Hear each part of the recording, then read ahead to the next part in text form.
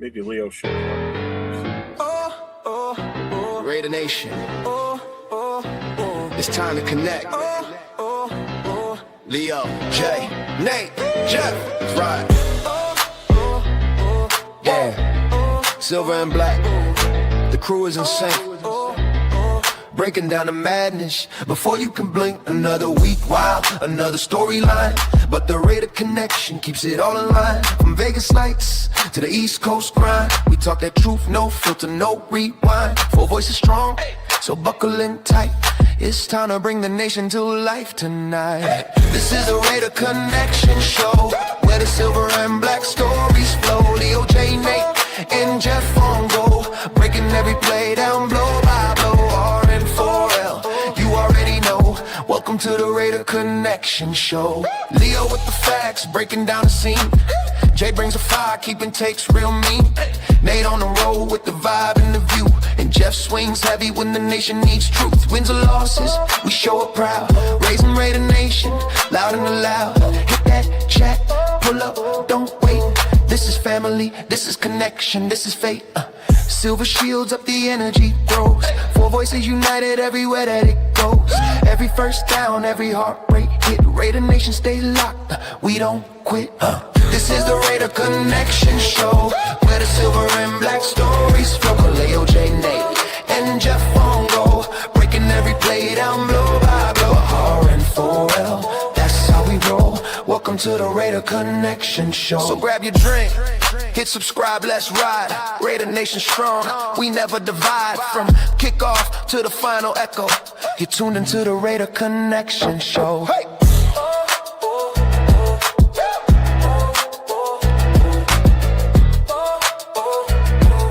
You're tuned into the Raider Connection Show. Welcome back, everybody, to the next edition of the Raider Connection. Along with myself, 401 Raider Jeff. I got my guy, LV Raider 10, next to me. And on the other end is Jay from JustRaidersBaby. And as you can see, we're missing a fourth. Leo will be not here tonight, possibly. Maybe he'll pop in. Who knows? So for now, you get the three of us. So what's up, guys? How you doing? Good. How are you, bro? What up, Jeff? Good. So Jay and I got on live the other day when our new coach got hired. So we did. We were on for about 2 hours. I mean, the whole press conference thing went on forever. But it was exciting. So Nate, this is the first time I've been able to talk to you since that happened. So I want to get your feeling on everything here. What's your take? Yeah, I mean, he was my first choice personally. I know you were a little skeptical until pen got to paper, but to me it was kind of writing on the wall once we were out on all of the bigger head coaching candidates like Saleh and those guys kind of went early. And once I seen those guys already go and get jobs, I felt like, okay, I think we're gonna go all in on Klint Kubiak, and that's when he shot up to my top of my list. And I think the same thing happened with the Raiders, and I'm really excited. Obviously, we didn't get to see the best offensive performance out of the Seattle Seahawks in the Super Bowl, but his resume really speaks for this entire season that the Seahawks put on film, and I'm really excited to see what he can do with this Raiders offense and what we're hoping to be a good year this year. And Jay, I know like I said, you and I were on together for a while on Tuesday. You still in the same feeling? Obviously, I mean, that was fun. That actually was kind of fun. It was an enjoyable day. Yeah, it was a great day. We finally got our guy, and now we can go ahead and start the path forward, and get everything in order and do things. We continue in doing the things the right way, and you got to go ahead and tip your hat and give an applause to Spytek and Brady for doing this the right way. It took a while, but in the end, we got our guy, which is all that matters. So, the journey back to greatness started yesterday, and let's just keep this thing moving, and I'm excited to go ahead and hear the new faces, the announcements on the coaching hires that are going to happen, and looking forward towards free agency, then the draft. Yep. Yep. Yeah, I was extremely happy on Tuesday, so it was a good day. I like you and I said, and I said it last night with Leo. Um, it was great to see all those Raider greats come in for this press conference. It just added a different atmosphere to everything I felt too. Mhm. Like in all honesty, when was the last time you saw Howie Long in the building? I've You know? never seen Oliver Long. I don't Yeah, know what that. he's like one of the guys that are never there. Yeah, and when Yeah. I saw him walk up on the stage, I'm like, oh goddamn, Howie's there. I'm like, this is awesome. And then the fact that they did that post interview too, where they all sat down, with each former player or each Raider great one at a time, that was pretty cool too. Mhm. We were still live and talking, but I wasn't able to. I had to go back and rewatch some of it and everything. So that was actually pretty cool that they did that because I'd never seen them do that before either. Yeah. Yeah. So let's hit the chat up. Let's see what we got with us. We've got Sacktown Mike's in the house. We have Bueno's in the house. Jason First Downs is here. MC Raid is in the house. What's up, MC? What up, MC? Robert Pena. Tanner Jack. Silver and Black Coffee. What's up, man? What's up? AO's in the house. What's going on, man? Marcus Banks is here. Marcus. Marcus. It's you. God, you guys this. Rorschach's here. What's up, Rorschach? What's good, Rorschach? What did Jason say? I'm glad we got a coach who we targeted from the beginning. Oh, exactly. Rorschach, I'm here on this channel to show Nate love so I don't get fined. I know, dog. Yep. Yeah, make sure you show the love. JustRaidersBaby in the house. I got something I'm going to play that JustRaidersBaby sent me. That was actually pretty cool. What's up, Raider Night? What's going on? I think he would manage the game. Clock good as a first time HC. He was bad at it. I think the problem with AP was he just didn't have enough experience being around the coaching staff, to be honest with you. I think he's going to be fine when it comes to that. You guys feel different on that? Even Pete couldn't do it. To be honest, I don't know about Jay, but I could barely hear you. I could barely hear him too. Bro. I was like, what the fuck? Yeah, something's wrong with your mic, Jeff. Check. But I honestly, we didn't hear what you said. We're like, it was just going faint. I heard a couple of words, but I wasn't completely sure. How about now? Yeah, we can hear it now. Hello. Yeah. There you go. Yeah. So regarding Raider Knight's question or comment, what do you guys think about him with the clock management?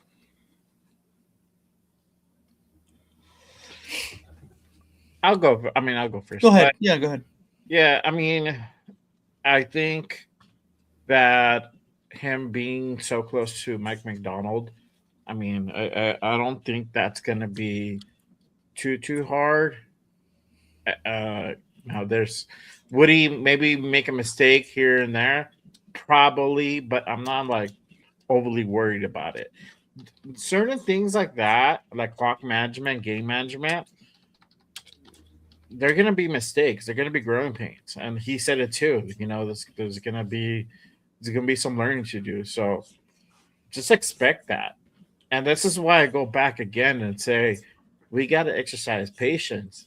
This season's not gonna look, pretty. It's still gonna look kind of bad. It's gonna look better than what it was before, as far as game performance. That doesn't, and I'm not saying that's going to translate into wins. I'm saying that we're going to look better on the field, but there's going to be mistakes. We're going to see some shit like that happen where it's like, fuck, we could have almost won the game. But you got to remember, this dude is still technically a first-time head coach. So there's going to be some growing pains. There's going to be some mistakes. You just got to roll with it, and not be overly critical about it and just be like, man, like, fuck, like, what the fuck is this guy thinking? Do I think he would be better than AP? I think he would be better than AP because Kubiak again is just so close to what's going on the field. So and then he has to dial up certain plays for certain scenarios that happen, and so these are like scenarios from timeouts. When you're the linebacker coach, you're not worried about that too much. You're just worried about like your scheming and all that. With an offensive coordinator, it's like, okay, cool. What are we going to dial up on this play? What are we going to go ahead and dial up on if they do this? We're going to go ahead and call a timeout to see what they're, to show us what they're scheming. What are we going to go ahead and kind of run from that? So there are different things that he's probably used to, but now he's actually going to be like, oh, okay, bro, it's on you now to call it.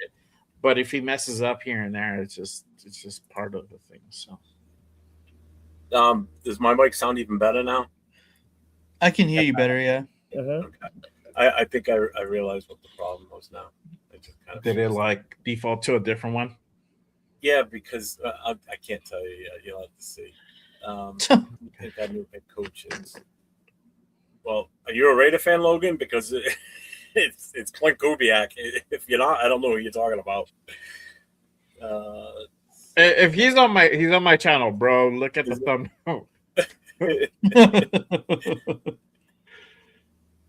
Kubiak has learned from the best coaches, his father, Gary. True. And that's why I say I think he'll be better at it than AP because he's got more time and experience around coaches.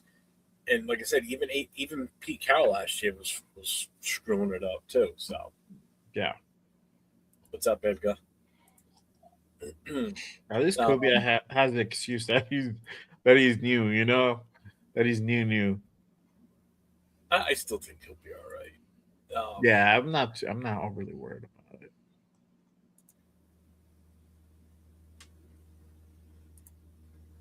So, what did you think about the presser though, Nate? Did you watch the whole thing?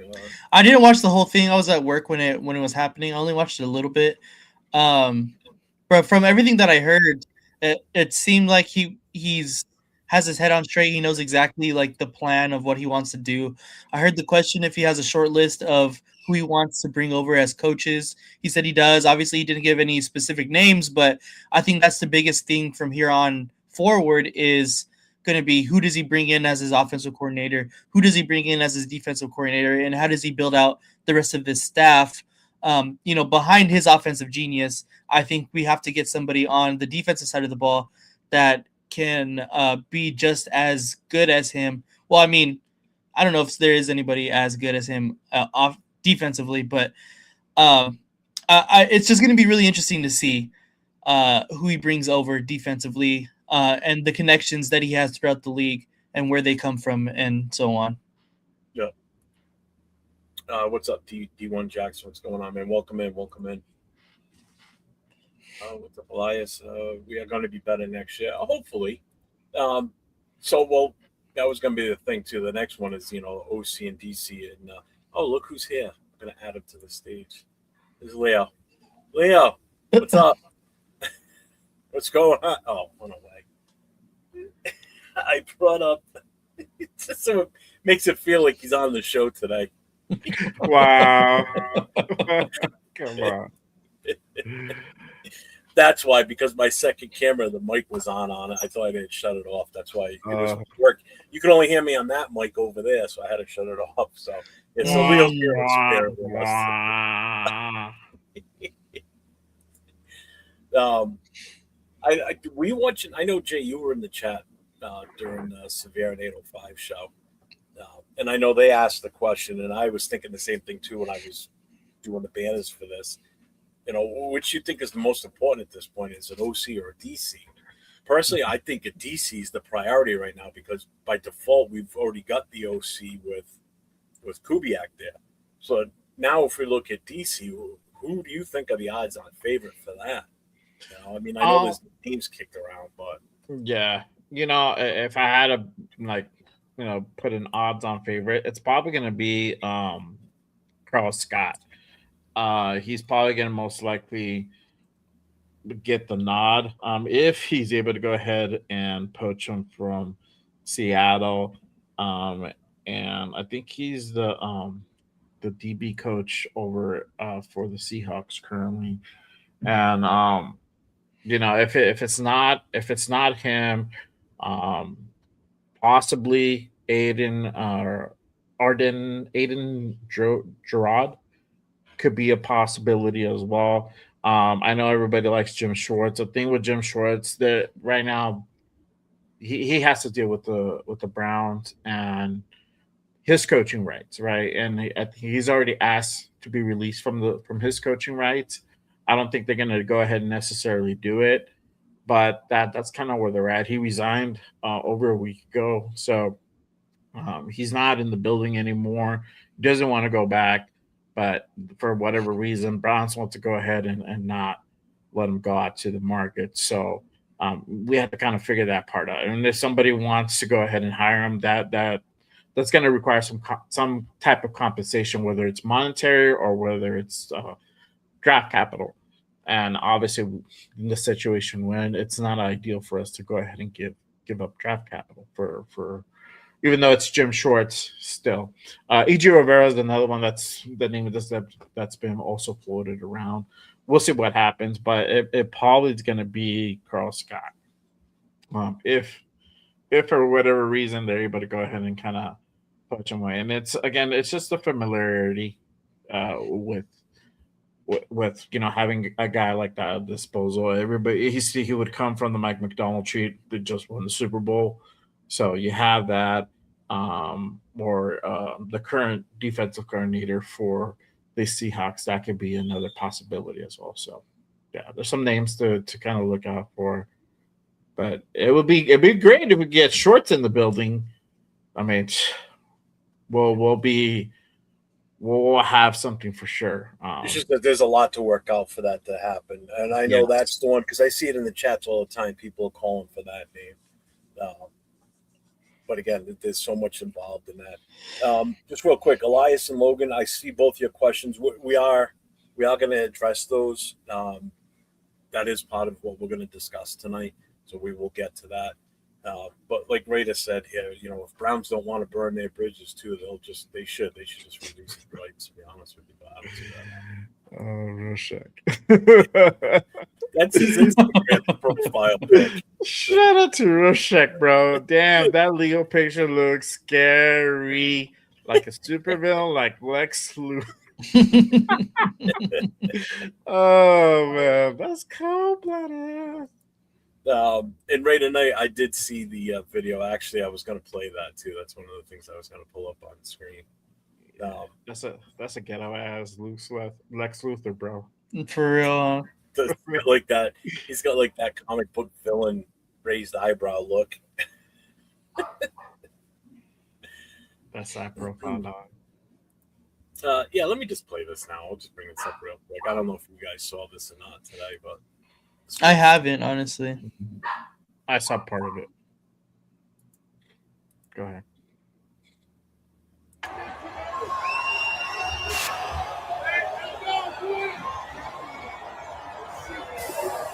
Well, look at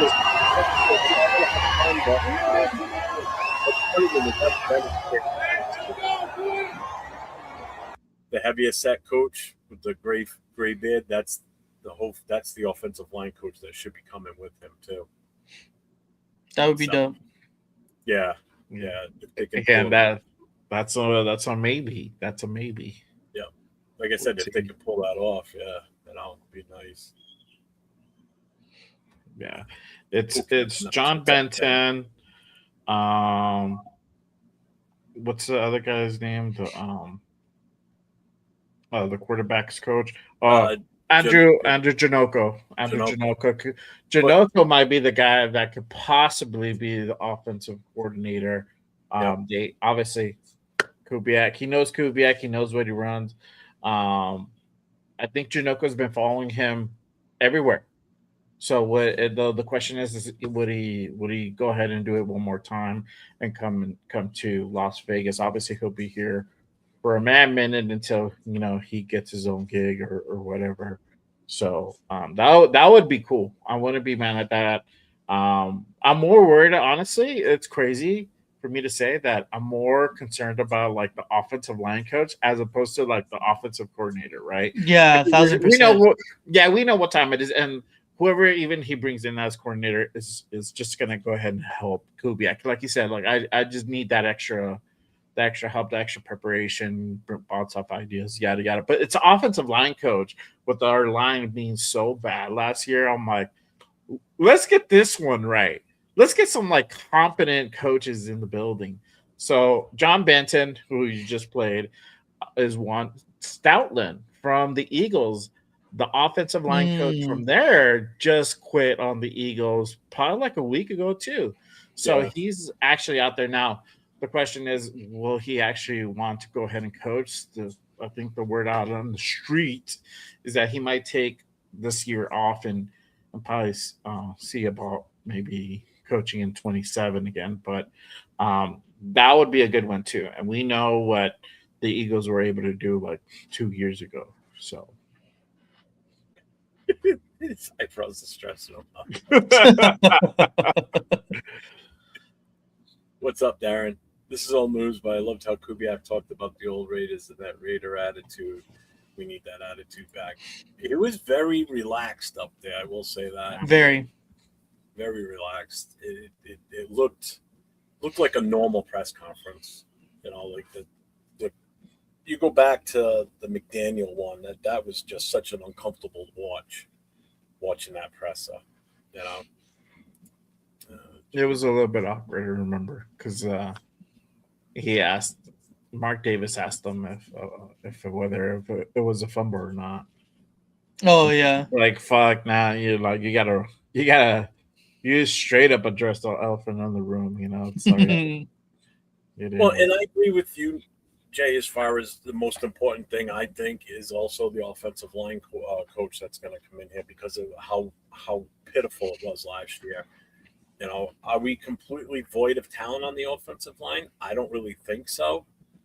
It's just the coaching was just so awful last year. So I think we should see a change in that as soon as they start practicing.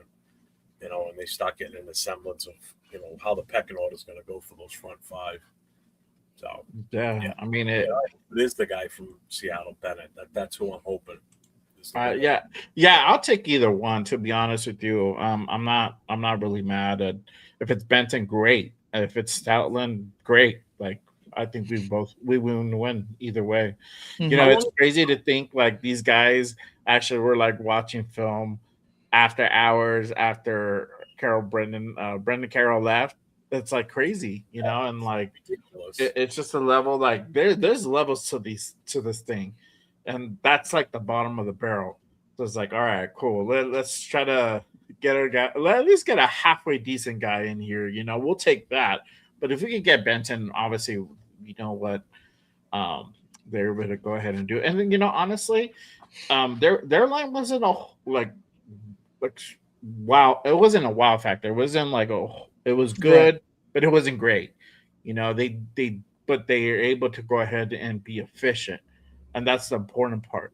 Now, if we're able to go ahead and get some good talent in here, you never know. You never know. And we still have Caleb Rogers. We have Charles Grant in the building as well. DJ Glaze, and that's a question we can go ahead and kind of address as well. Whether he stays at right tackle or he gets moved to guard. How much of that is coaching? How much of that is actually, you know, him just regressing? You know, I think it's a combination of both. I think it could be fixed.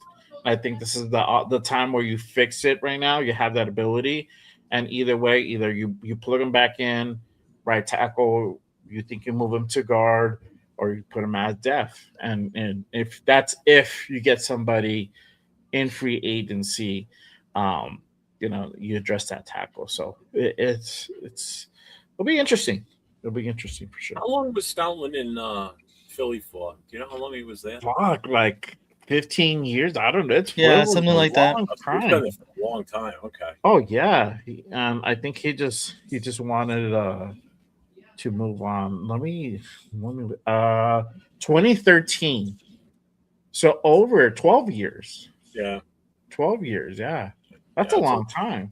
It's a long time in one spot. Yeah, Mhm. for sure. So Ray Knight asked, "Do you guys think all the players will buy into Kubiak? Look like only some offensive players were at the presser." Um, I think the biggest one that was missing on the offense, I think, was Brock. I'm surprised he wasn't there, but I'm glad Brock to see was Jet was Brock there. wasn't at the thing, but he was in the building. Yeah, Yeah, I'm 'cause he- excited because I know how much he supposedly wanted the Saints to grab him that year in the draft.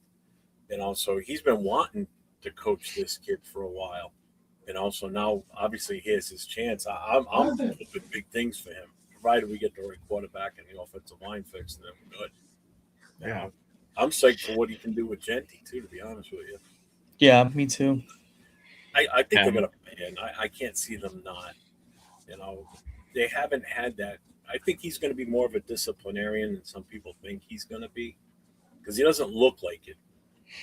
Like he was saying all the right things on Tuesday. That makes you want to get on board with him and like, hey, let's run this. Let's get going.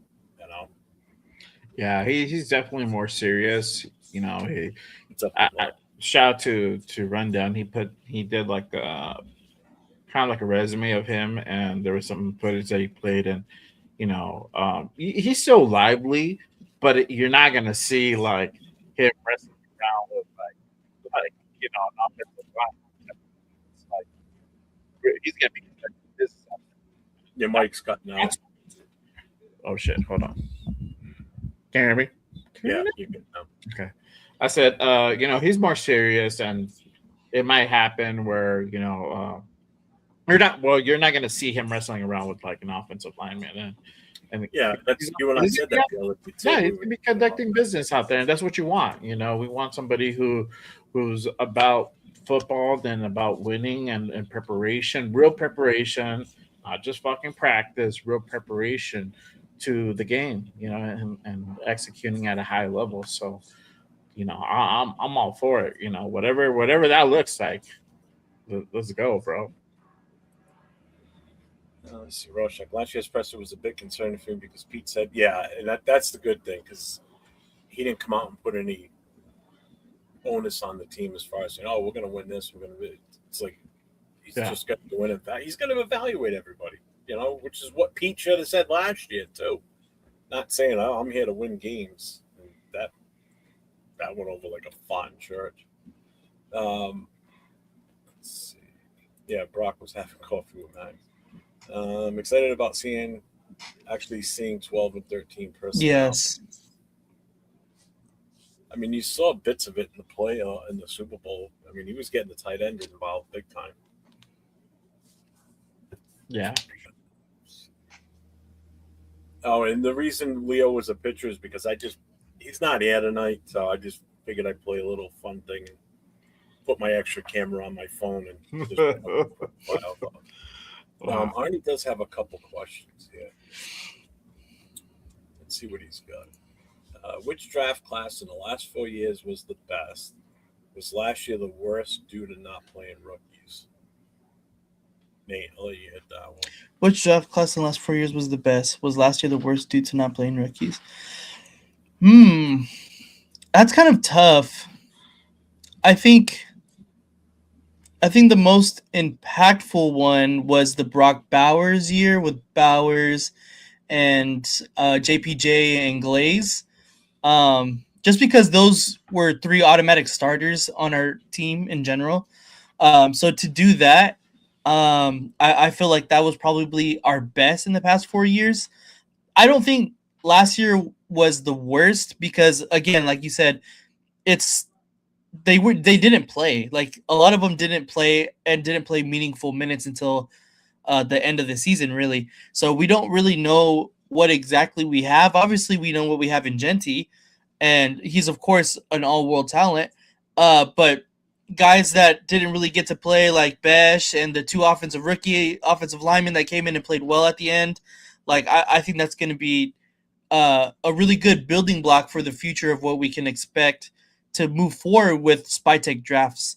Is slowly building. Hopefully we see a lot more results quicker than we did this past season. But I think that he has the right mindset of making sure that we're building for the future.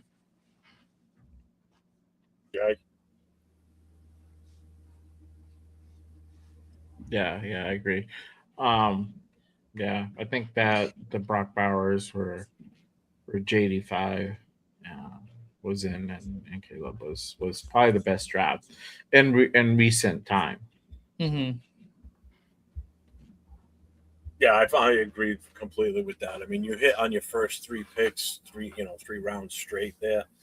I, I mean, granted, yeah, they kind of fell off this year. Two out of the three, one because of injury, and two because he just wasn't getting coached right. I think Mm-hmm. Brock is still Brock, even though we lost him a good chunk of the season because of injuries. But when he was there, he showed Yeah. up, showed out. Yeah. This is another name that keeps popping up now too. But didn't he just go somewhere? Did somebody just hire him? I thought Musgrave. Musgrave is with the Jets, I believe. Yeah, right. He just. Hmm. I thought I saw that because he sent me something earlier today too about. Oh yeah. So I think I know what he sent you, but I don't. Why I honestly don't know, but I assume because it's kind of out there in social media that supposedly one of the landing spots aside from us for our old friend Derek Carr would be the Jets, and a Oh, reunion with right. the Musgrave uh, could That's possibly happen. right. Is that the one? No, he sent me something different, but I did read about that too. I did see something come up today Yeah, on it. good. I'm like, good. Take him. Yeah, Take just him. get him away from here so people stop I'm talking. I'm good on that. I'm gonna let them go ahead and waste money and waste draft capital on Derek Carr. Go ahead, please do it. Let's see. I'm All I thought was coaching, and more coaching. Yeah, true. Nobody's gonna disagree with that one. What's up, Trig? What's up? Let's see, John. I'd be real. I thought Bowers went to pack Max's stuff, send him out the door when Kubiak said, "Where's Bowers?" Let's see. Finally got our first choice at head coach. Draft Mendoza, Mesidor, Surratt. Stay patient, stay calm, let Kubiak cook. I've been seeing a lot of that, people in their mock drafts. If you watch any mock drafts that come up on Facebook or any other socials, that people are taking Mendoza. They're going for the center, Cogden from Indiana. And I see them grabbing both wide receivers from Indiana. It's like, we're going to be the Vegas Hoosiers. Yeah. Just because it worked well in college, it doesn't necessarily going to translate over to the NFL either. It's like you're going to bring half the team, half their offense over here, basically, is what they're looking at. It's like, damn. To be fair, I would take the center though. He's really fucking good. Yeah, that I would. I wouldn't. I won't. No, not at all. So, I mean, as far as OC and DC, like we both all said, I think the DC one is the most important one at this point right now. Yeah, I agree. And basically, what do you think this does for the offense itself? Like, who do you expect to see shine that's on this roster right now, outside of the two guys that we always talk about, and that being Genty and Bowers? Who do you think could also step up in this system that he's going to come in here and run? Nate, you can go first on that one. Honestly, in my opinion, I think it's the inclusion. If you watch a lot of Seattle Seahawks football, is the inclusion of every single tight end in their system. That was Arroyo, Barner. Damn, I'm forgetting somebody pretty massive there, but like all of their tight ends had quality reps and receptions. You seen Barner have the basically what felt like the only touchdown of the game in the Super Bowl, but it's the fact that we have two really great, talented tight ends, and now we're gonna finally, hopefully, see the full potential of Michael Mayer. I think that it's gonna be. We've been saying it this whole time since Josh McDaniels that he's gonna run more 12 personnel, more 13 personnel, get both tight ends out there, but we haven't really seen it. Albeit it's been injuries of either tight end, but I think now headed into this year, watching what Klint Kubiak does with that personnel, and I think that I think that this is going to be the breakout season for Michael Mayer, and I'm excited for that for him. Honestly, Double Lewis. That's Yeah. LV rated 10. Just everybody, real quick here. Make sure you guys get over to all the channels. If you're not subbed on LV rated 10, make sure you hit him up for sure. Then you got Jay from JustRaidersBaby. Then you got Cheeto Linus, and then myself, 401 Raider Jeff. So make sure you spread the love between all four. We're streaming on all our channels. So hit that sub, hit the thumbs up, hit the notification, all that happy stuff. Yeah. So Jay, what do you think on that? As far as like who do you think has a chance to step up a little bit based on who's on this roster right now? Minus those two. I probably would have to go with Mike Mayer. You can possibly also get that from Trey Tucker. Trey Tucker's also, he's technically our wide receiver one, right, from the room wise. Right. But you probably see him either number 2 or number 3, depending how this offseason goes, right? But it's just another weapon. You have, guys like Raheed Shaheed, who are kind of similar, but you'll have Trey Tucker out there. I think Trey Tucker will be utilized to his strength. I think all these guys are finally going to be utilized to their strength. So Mike Mayer, Bowers, when they're actually out there together, and again, like Nate said, you don't see them often together, and it's either because of injury or these just guys didn't scheme it up correctly. Finally, I think we'll have some of that where we'll see the 12%. We'll see the both guys out there and utilized correctly. I'm all for it, but yeah, it could definitely be Big Mike. Trey could do it on the offensive line. I think probably maybe JPJ is the only name that I see there. Caleb Rogers would probably be a guy to look out for. Again, it's just if they hire the right offensive line coach, we're gonna see a different line. Because we're gonna see some new faces, but the current guys out there, you're gonna see some good progression.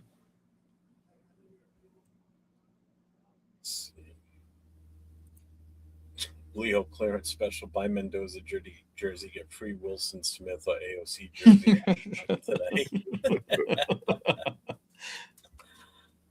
Let's see. It says Lau and Tonka are going to have a breakout season on defense. I like that idea. I do too. I really like what Jonah Lau did last season. He came on as the season went on. So I'm impressed with what I saw from him. Let's see. And also, I think Raiders should draft the number 1 wide receiver from Indiana. See, it's the same thing still. I guess we can just jump right into this part then. We kind of covered this, the Bowers and Genty impact. I think we kind of got an idea on how much he's gonna use both of those guys. He's gonna cook with them. He's excited to get a hold of Genty, and he's obviously ecstatic that he's gonna get to coach Brock Bowers.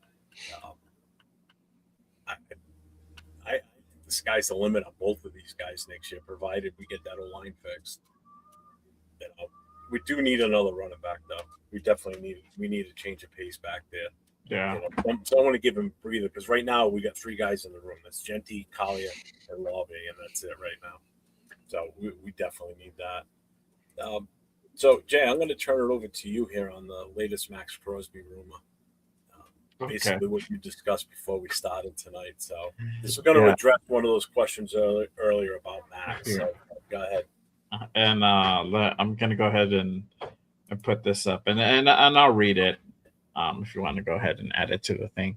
So there's the latest Max Crosby rumor to go ahead and come out.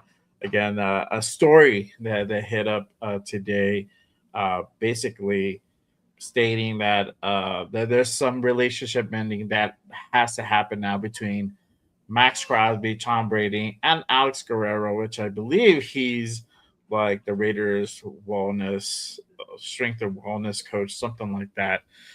He has like kind of a little bit of a weird title, but this report, this is something that Albert Breer posted as well.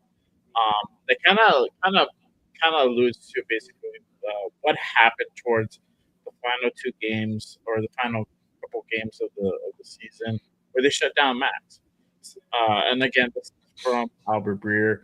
I quote: "There's a lot of mending that needs to be going on if the Raiders are going to go ahead. The Raiders are going to hang on to Max Crosby." Breer said, "It all goes all the way to the top of the organization with Tom Brady and Alex Guerrero. The way the communication happened with the injury in December left mark. This is a guy incredibly loyal to the Raiders organization, wanted to spend his entire career there, and is loyal to Mark Davis as well. Now he feels betrayed, and I think this is where this is. I think that there is this feeling. I'm 20 years old. They didn't do right by me, so it's not time for me to find a way to win." Guerrero, Brady's longtime trainer, joined the former Patriots quarterback in Vegas as there you go, wellness coordinator. Um, and he's partially responsible for Crosby wanting a fresh start somewhere else. Greer. And again, it's a quote saying he was part of the communicating. He was part of communicating the Raiders' decision, why they made the decision to shut him down in December, which really angered Max. I believe the day was the 23rd of December when they had some scans done, and the Raiders basically told them after the scans, "We're going to go shut you down for the season." So it says Max had suspicion that they were going to go ahead and do it to tank as well because we're on the cusp of walking in the number one pick. But the communication got fouled up. A lot of people in that building report to Alex Guerrero. Now Alex is seen as the eyes and ears of Tom Brady internally, so there's some fence mailing that would have to happen there. So basically, to me, what this is saying, and again, you guys, everybody can form their own opinion, but he is saying because the way that the Raiders shut Max Crosby down for the last few games of the season, this is why Max wants out. And again, even Breer says a guy that's loyal to Mark Davis, loyal to the organization, because of them shutting him down, he feels betrayed, and that's why he wants out. I don't know, but when I hear that, to me, I'm just like, what are you talking about? Like, are you really saying that he's so upset, he's so pissed off, he's so butthurt because they shut him down 2 games before the season ended, that now he's going to go ahead and up and request a trade? It doesn't make a whole lot of sense, to be honest with you. And mind you, this is not the first time that Max Crosby gets shut down early. This happened the year prior too. So and Max was still here. So this is kind of a reach. I know there's more specifics that they have somebody specific that it's attributed to, but again, also being attached to Tom Brady. There might be some possible smoke, and we know that Max was pissed when he did get the news. So there might be a little bit truth to that, but to the point where he wants to up and leave, that for that to be the reason, that's a little bit of a stretch to me. I don't know. I would feel more that it's that, and also trying to rebuild would be another possible factor. But just for that alone, I think that's a little bit of a hard stretch. I don't know. That's my opinion. Right. I think the context that you have to also look at is who is the reporting. It's from NBC Sports Boston, and if you see at the bottom here, if Crosby pushes for a trade, the Patriots would be a near perfect fit for the 5-time Pro Bowler coming off an AFC championship.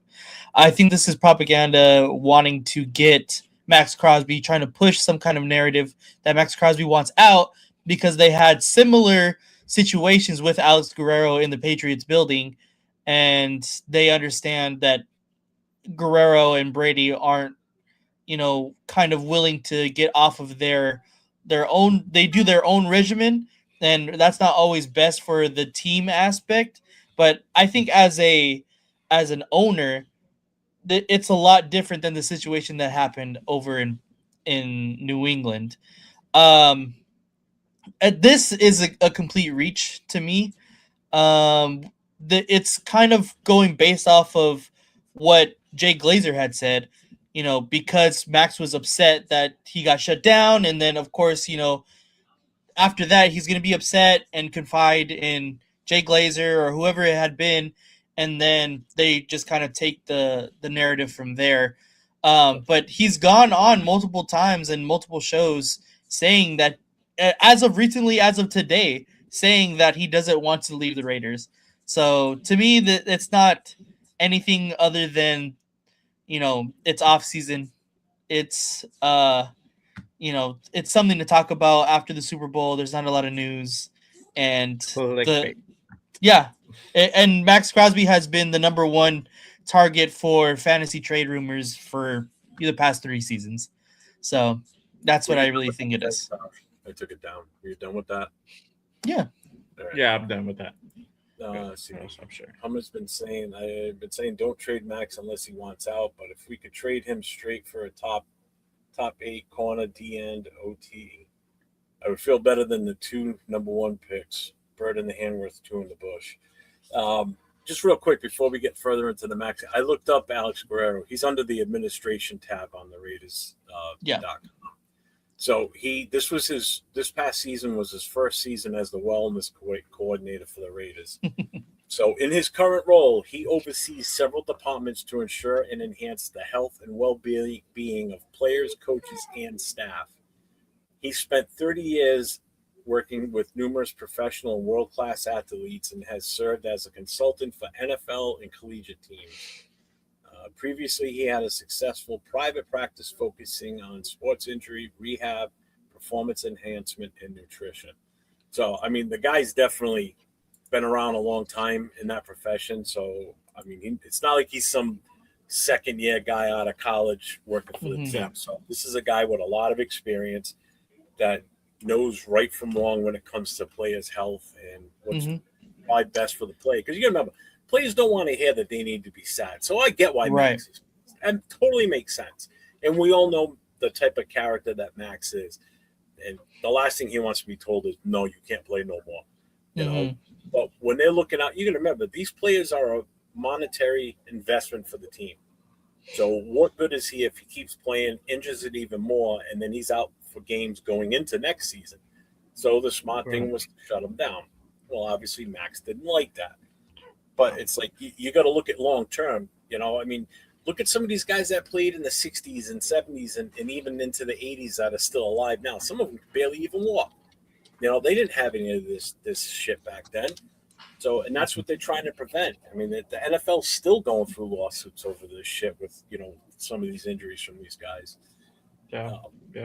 Well, let's cover this now. Go ahead, Jay. I was going to say that you're 100% right. And it's a job of the GM and also the coach to go ahead and protect the player from themselves. And Max Crosby, let him have his way, he would be out there one fucking leg. That's just the truth of it. So Spytek's job is to think about the team long term, right? The coach's job is to think about the team, but on a very near future type of term. So season by season. That's the way they're thinking. And the player is thinking in the moment. And what I can do to better the team, how I need to go out and get, 3 sacks, or I need to be impactful. I need to try to get to the quarterback as much as I can. Yada, yada, yada. I need to make sure my defense is on point and the guys on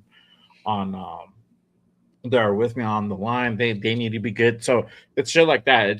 That's just how the tree goes, right? So, this is a decision that Spytek had to do. And for what? I mean, honestly, what was 2 more games? 2 more meaningless games. What was that going to do for the team? Nothing but hurt. I mean, at the time, it's going to hurt us. And I'm not the whole tank thing, but to be he would have went down. He could have really injured himself further. Prime example, Christian Wilkins. But You know, he could have hurt himself further. He could have been now, or rehab would have been much longer, and it would have been it could have been a bad deal. Two, it would have hurt us we probably would have lost out the number one draft pick, and Yep. you can now Oh, yeah. kind of forget about Klint Kubiak. So there's a trickle effect that happens there too. Right. Realistically, I don't even see Klint Kubiak here if we didn't have the number one pick alone, on top of the cap space. But the real attractive incentive is really also that number one pick. So if we don't have that, I don't think Kubiak's here. What's up, IAG? Chiefs just hired DeMarco Murray. Well, let's address this then. So, I mean, you two know, and everybody in here pretty much, unless they're new, know my take on the whole Max thing.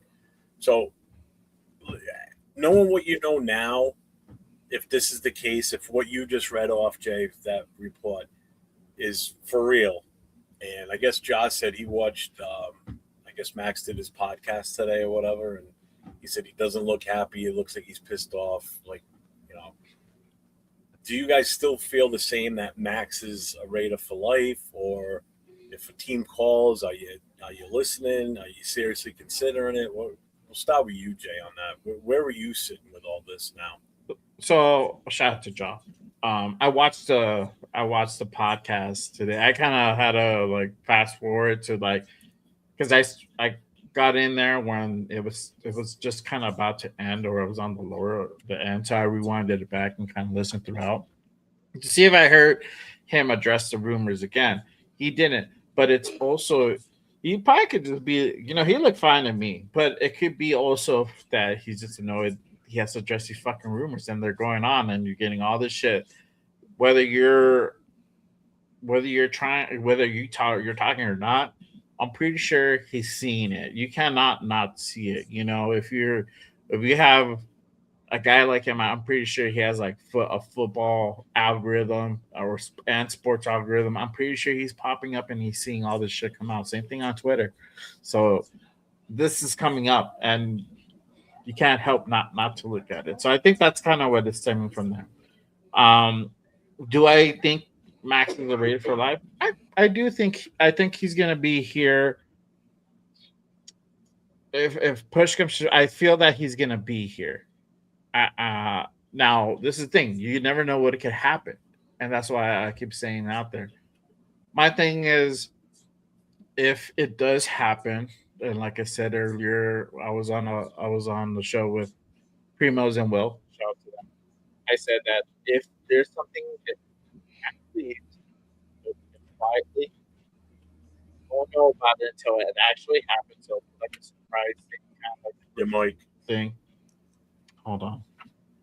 You're good now. But yeah, it keeps fading in and out every now and then. Okay. It might be the thing. I don't know.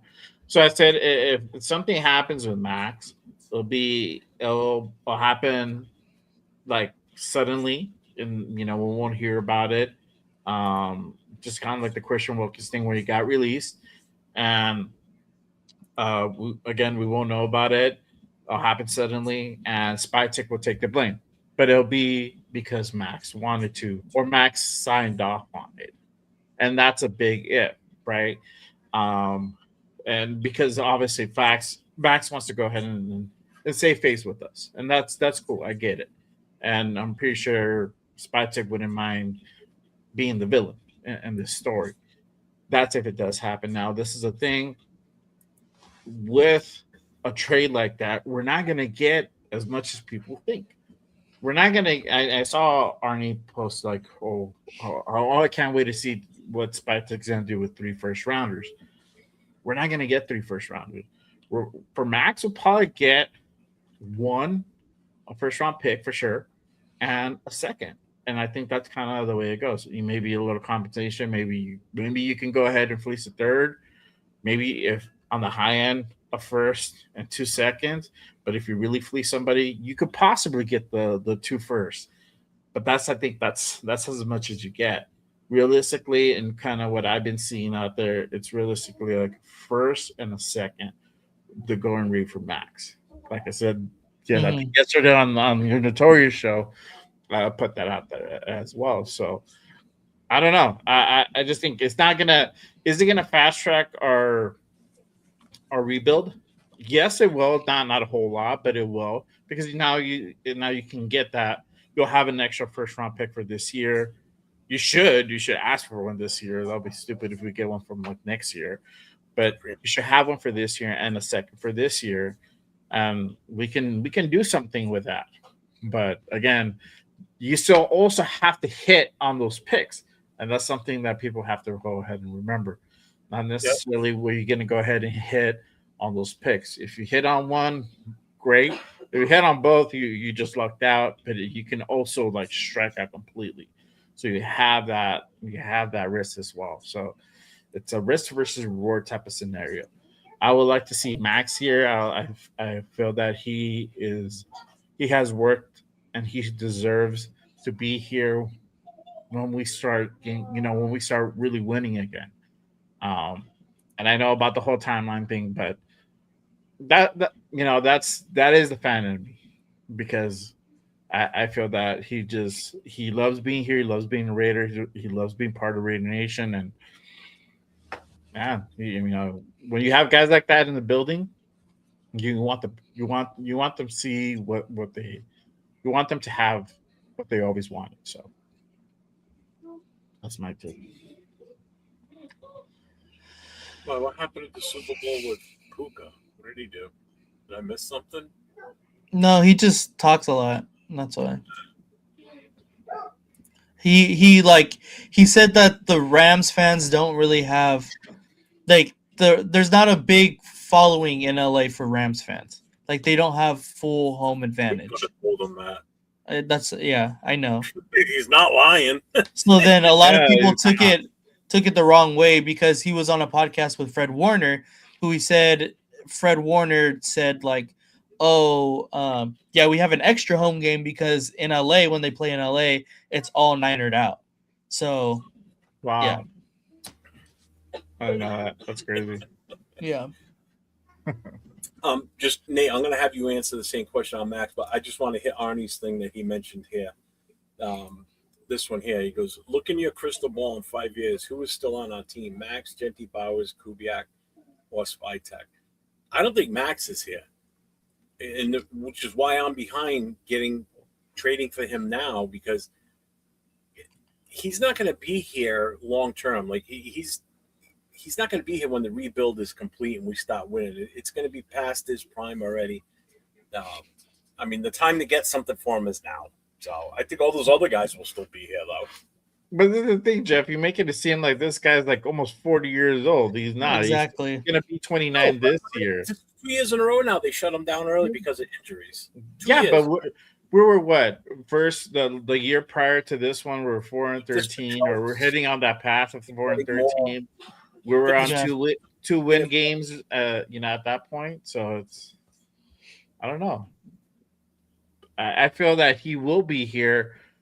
I think I can agree with you, because, and I know what you said before. I can agree with you, like the effectiveness of him being here, because he'll be a little bit older, probably around like early 30s, 31, maybe 32. That then I can see that, but he'll probably, if he doesn't get traded, bro, honestly, he's not going anywhere. He's not. So it's either happens now or it doesn't happen. Well, I should say it's got to be this year. This is the year you're going to get the most for him. Arnie says, other than Garrett, is Crosby really the second best defensive end in the league? I don't even think he's in the top 5 right now. To me, he's 4th probably. That's even putting him a little high. I mean, I'm not saying he's not good, but there's still some that are better than him right now, and some of them are even younger. Myles Garrett for sure. Yeah. TJ Watt, Micah, and then Max. You don't think there's anyone else better than it? Yeah, even so that puts him 4. Okay. Yeah, 4. What about what's his name from? Aiden Hutchinson, no. Nick Bosa gets hurt too much. So that would be ahead of him. Nick Bosa gets hurt way too much. No, Hutchinson. Bosa. Hutchinson, no. That's it. Maybe Will Anderson. That's who You can maybe convince me of Will Anderson, but as of right now, I still take Max.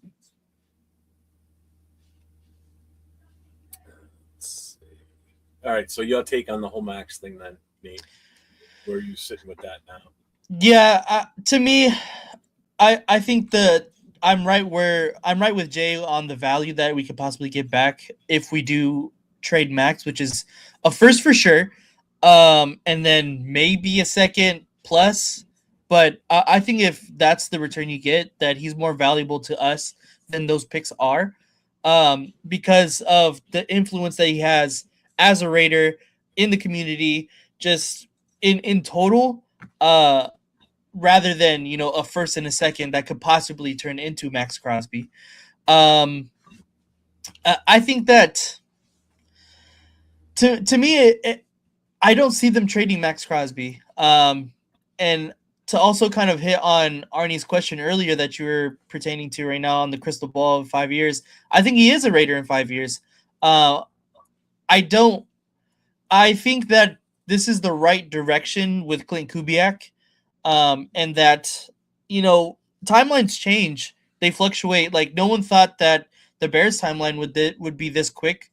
No one thought that the Commanders timeline would be this quick either. Like, timelines change so very quickly. So it's not the fact that I don't think that he fits our timeline. I think that we're going to have to try and fit his, in my opinion. And that's what we're doing now by hiring Klint Kubiak, getting the first overall by shutting him down. Although, of course, it makes this whole trade rumors spark. But I think we're in the right direction.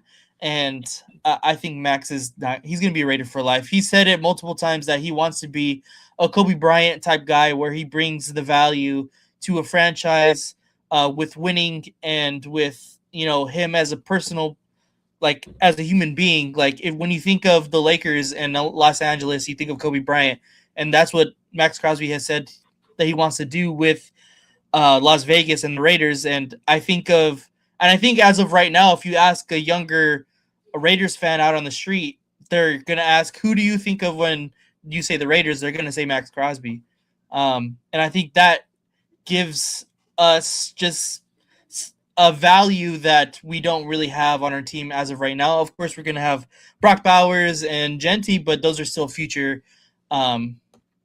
assets that haven't really made them the name that Max Crosby has for himself as of right now. Yeah. I don't think it's so much the time, like we have to fit his timeline. This fan base is just dead tired of us having shitty years after shitty years after shitty years. Right. It's just getting worse and worse. I'm like, they had to do something. Mm-hmm. And like going back to the presser when Kubiak was asked about the fan base and getting people back into the stadium, it's like he said, look, just because I'm here, I don't expect you to go ahead and trust me. That's going to be earned on what we do, not what we say.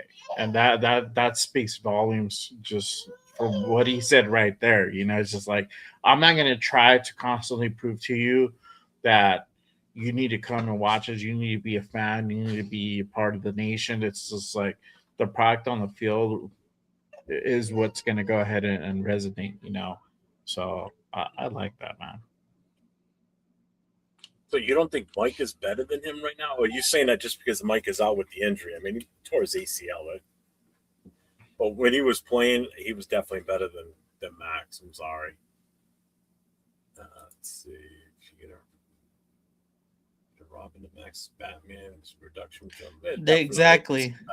And he hasn't had a good one since Yannick Ngakoue.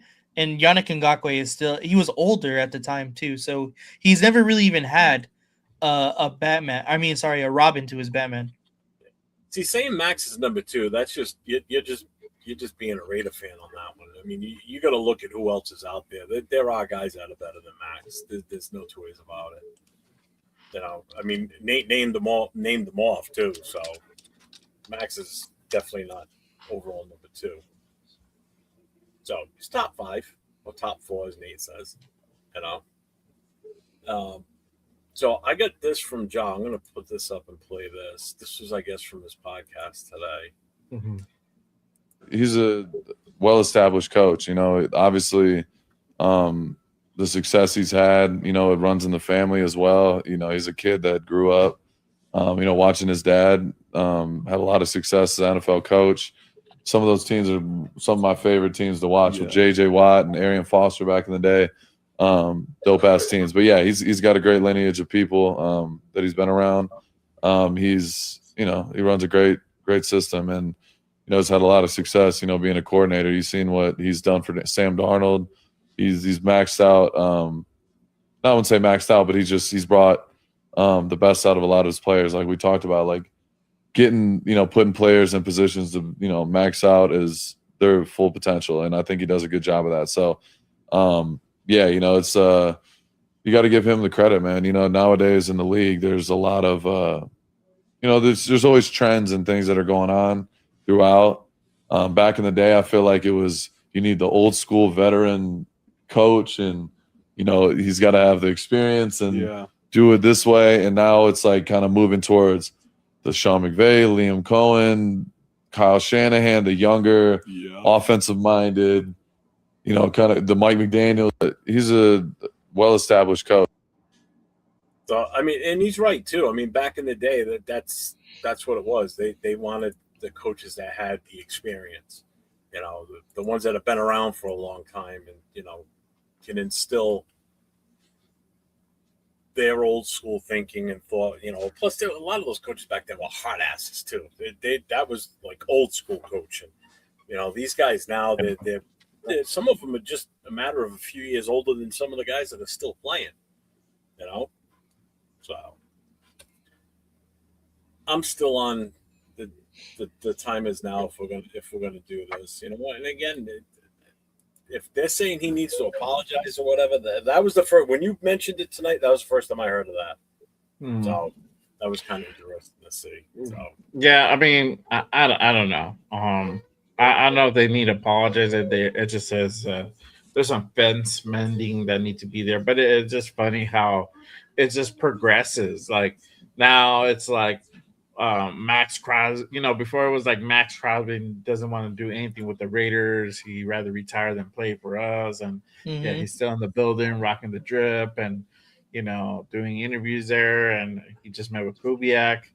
You know, on Tuesday they had coffee and chopped it up. So it's like, what I don't know what more that this dude has to do to make it clear that he wants to stay here, wants to be here. Like, is he frustrated? Fuck yes. Like, who the fuck wouldn't? I would be. I'd be like, fuck, man. I've been here forever and a day, and we still haven't won.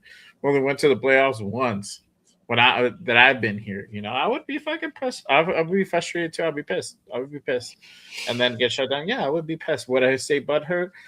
You know, I don't know. I'd probably have feelings about it. I probably wouldn't be happy about it, but at the end of the day, it's like, look, he knows he just said what Kubiak is all about, what he's done. He knows that history. So it's like, okay, cool. Now we got a dude.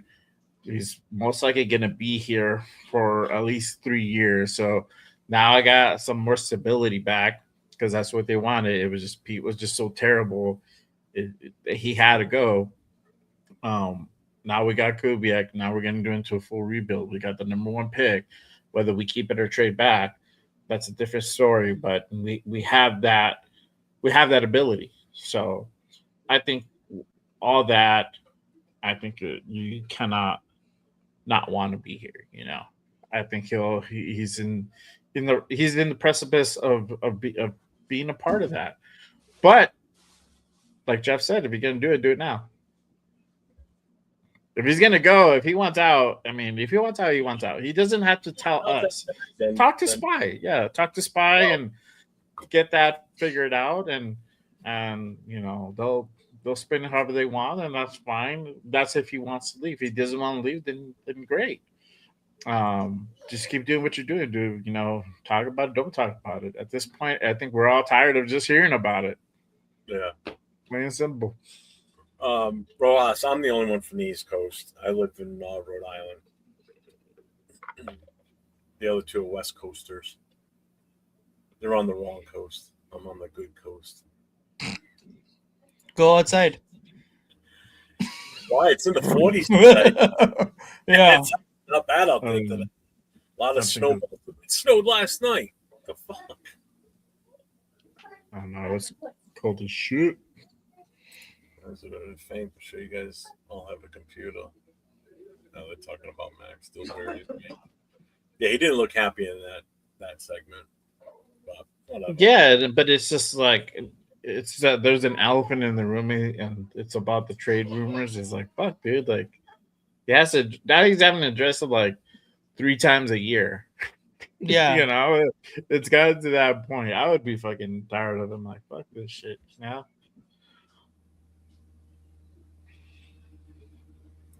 He's going off on Brady. Yeah, it's 10% ownership, not 30.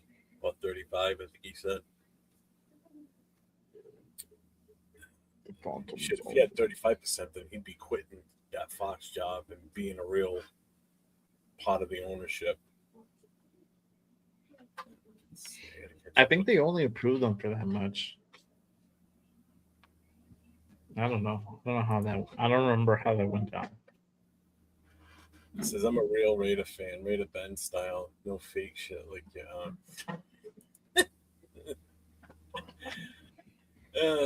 no argument for me on that one. I feel like calling you right now to chime in, but I don't want to disrupt the flow.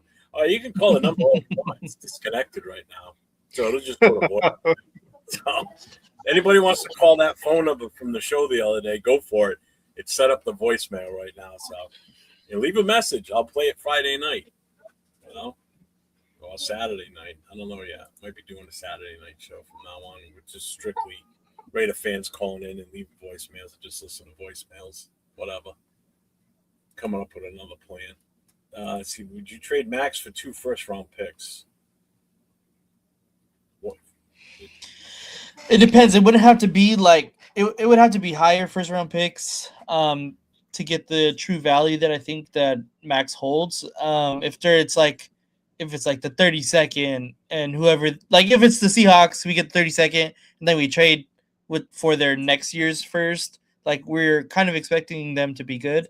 So it's not going to have a really high value. It just wouldn't make sense. I agree. Yeah, I wouldn't. I would do it for 3. But that's just me, and I'm not looking to trade Max. But yeah, if I'm exactly. looking to trade Max, if I'm like on the let's trade Max train, or if I'm spy tech and I want to trade Max, I would take those. Or if somebody calls, yeah, because that's probably the best you're going to be able to go ahead and get, realistically. But no, I won't. Hey, like if Cleveland calls, I'll take their first this year and their first next year because they're going to be bums again next year too. You want a team that's going to be in the top 10.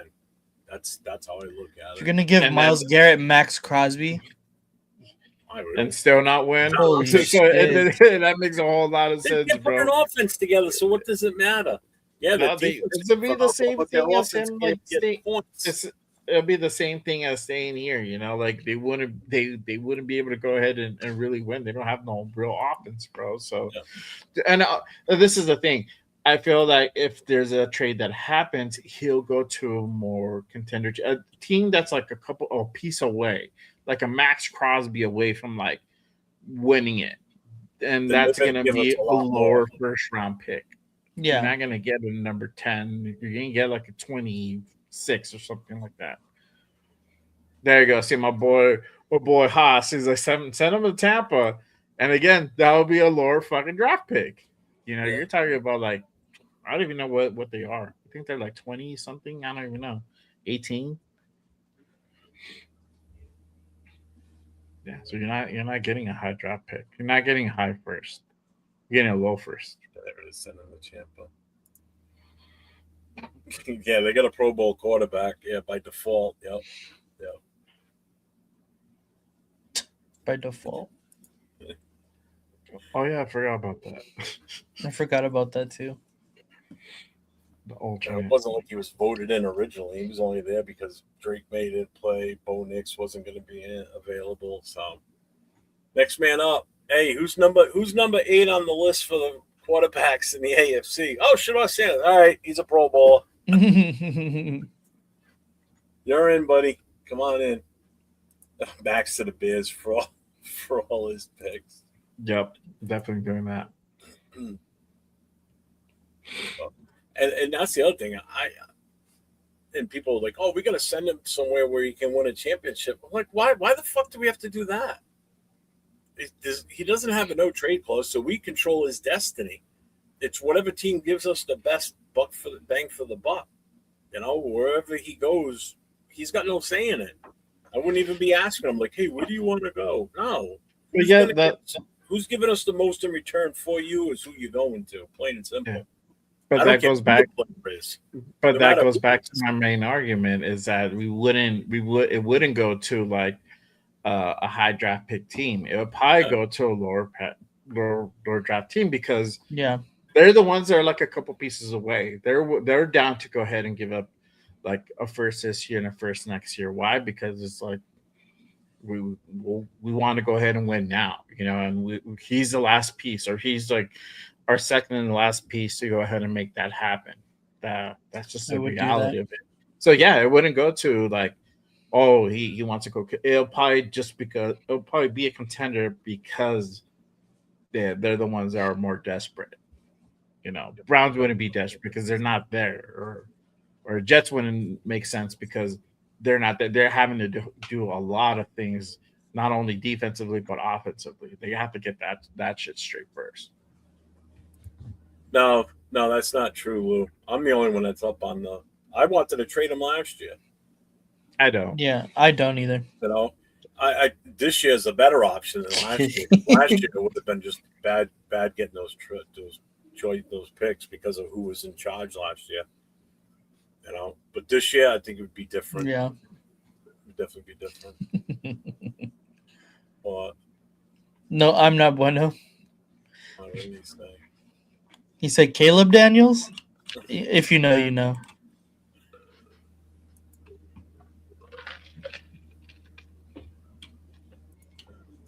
Drafting Mendoza or not drafting. So far behind, it doesn't matter. It's on me. What's your take on Mendoza? Has it changed any since last week? Oh man, we're gonna have a whole 2-hour show. He opened up he threw the grenade in the room, bro. I just did. I just turned on the buzzsaw. Frag out. Run the gauntlet. Let's go. Wish I had that sound. Frag out. For real. Is it just me or the quality of teams been bad the last 2 seasons? I don't know. Do you see that? Quality of teams being bad? Is it because teams that are coming out of nowhere and winning successfully and making it deep in the playoffs? Is that maybe why? Well, I think last season's Eagles team had depth every single position. Like they were good all around. So I don't think that's completely true. Maybe just this year because like who really predicted the Seahawks were going to win the Super Bowl or the Patriots would get to the Super Bowl. Like no one really thought that. I didn't even think the Seahawks were going to make the playoffs. I didn't think the Patriots were going to win more than 4, maybe 5 games. That team right there completely shocked. That's the biggest shock to me this season. Not even the Bears. Not even the Bears. For some reason, the Bears didn't surprise me. The Patriots one surprised me because I think it's because you and I both saw them live that first game, and I just thought like, all right, well, if we beat them as bad as and dysfunctional as we were with our offensive line going into the start of the season, then I don't see the Patriots being that great this year. And then bang, they just ran it. They ran it, But they did have an easy schedule. Yeah, they did, and that's why you had Will Campbell and I forgot the other guy, the guard, have success majority of the season until the playoffs where they actually started playing some really good teams and like, oh shit, Like this is different. This is a different thing here, and that's why you had the performance of Will Campbell on Super Bowl at the Super Bowl. It's You just treat you only get so far Is with the that rookie. is that true, John? Derek Carr predicted Patriots Seahawks Super Bowl in September. Did he That's really? that would be crazy. I need you gotta send me that, bro. Yeah, I Alright, kept saying so- Bills.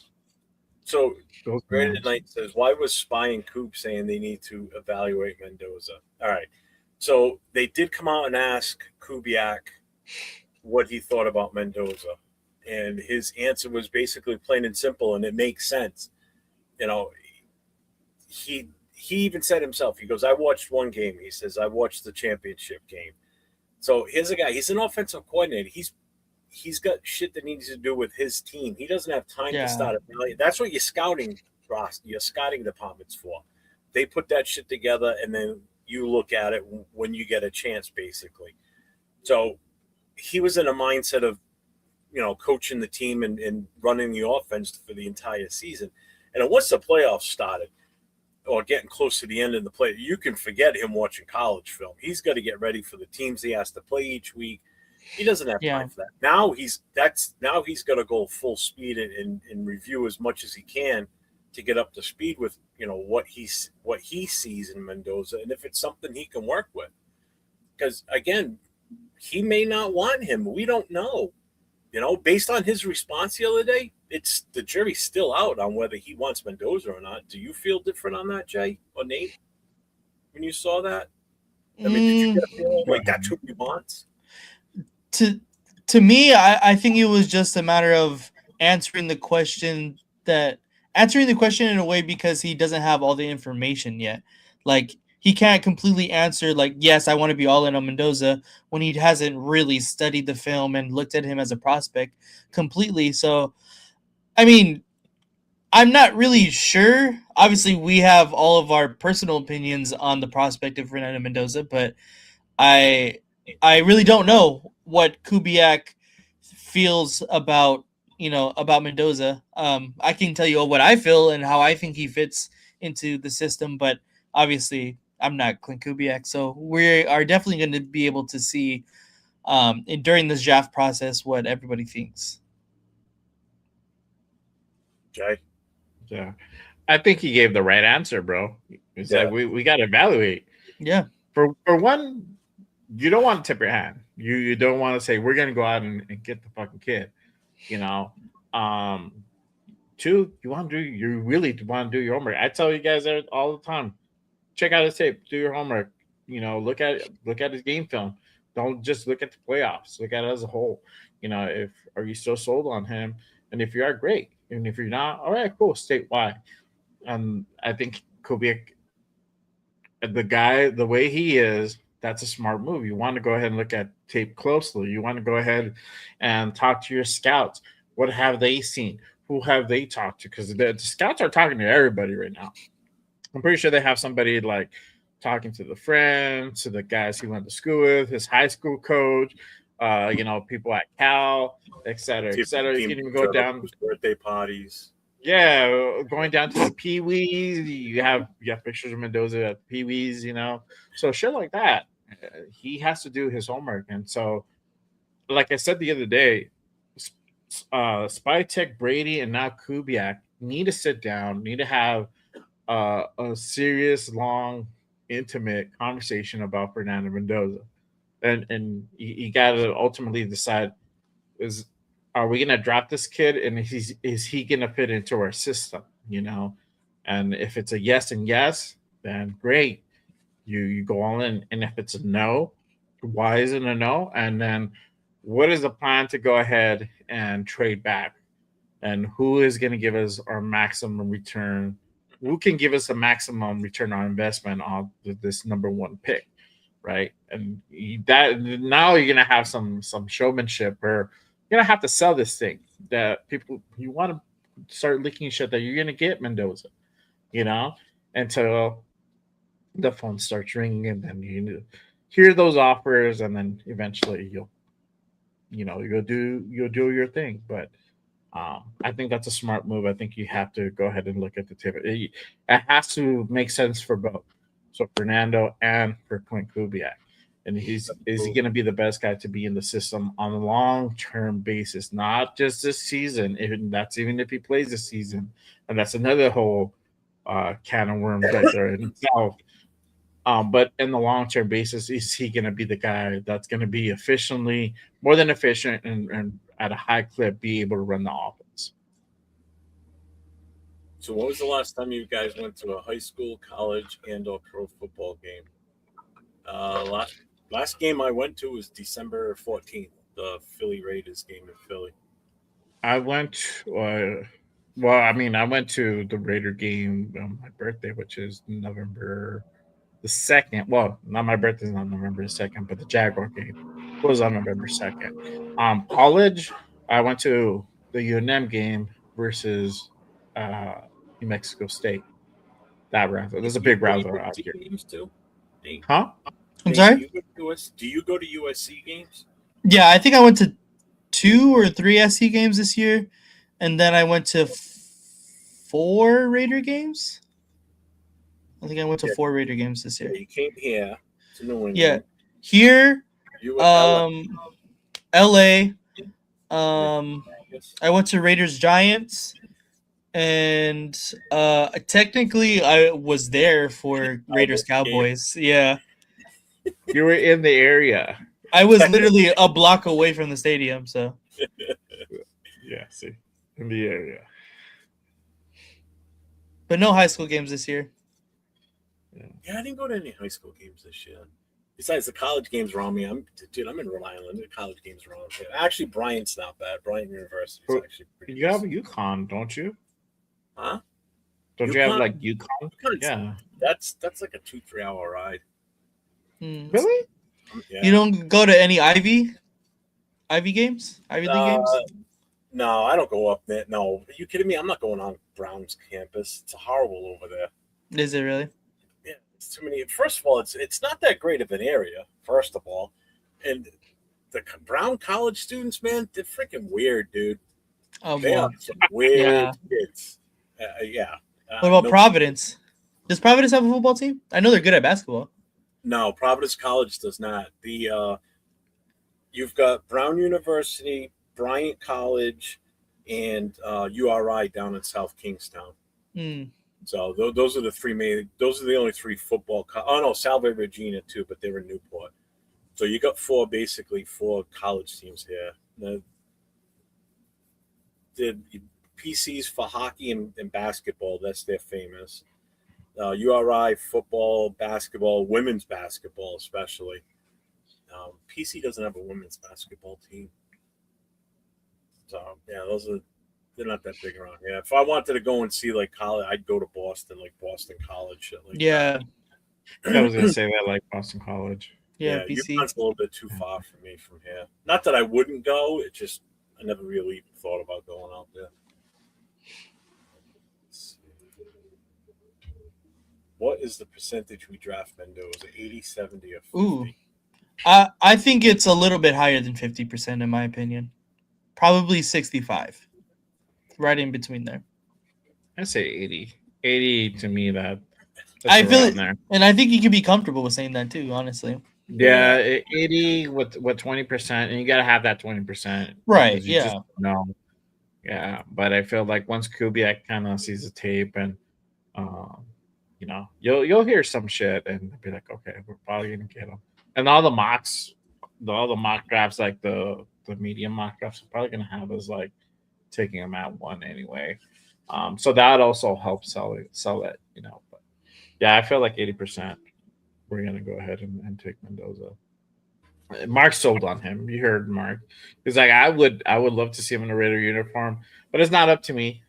Yeah, it's gonna be up to our general manager. And talk about him turning over a new leaf right now. And I think it was. Oh yeah. He definitely probably got a talking to as far as like, listen, you really want to put your money where your mouth is and turn this team around. Then let so and so do his job and let so and so do his thing, and we'll get this going in the right direction.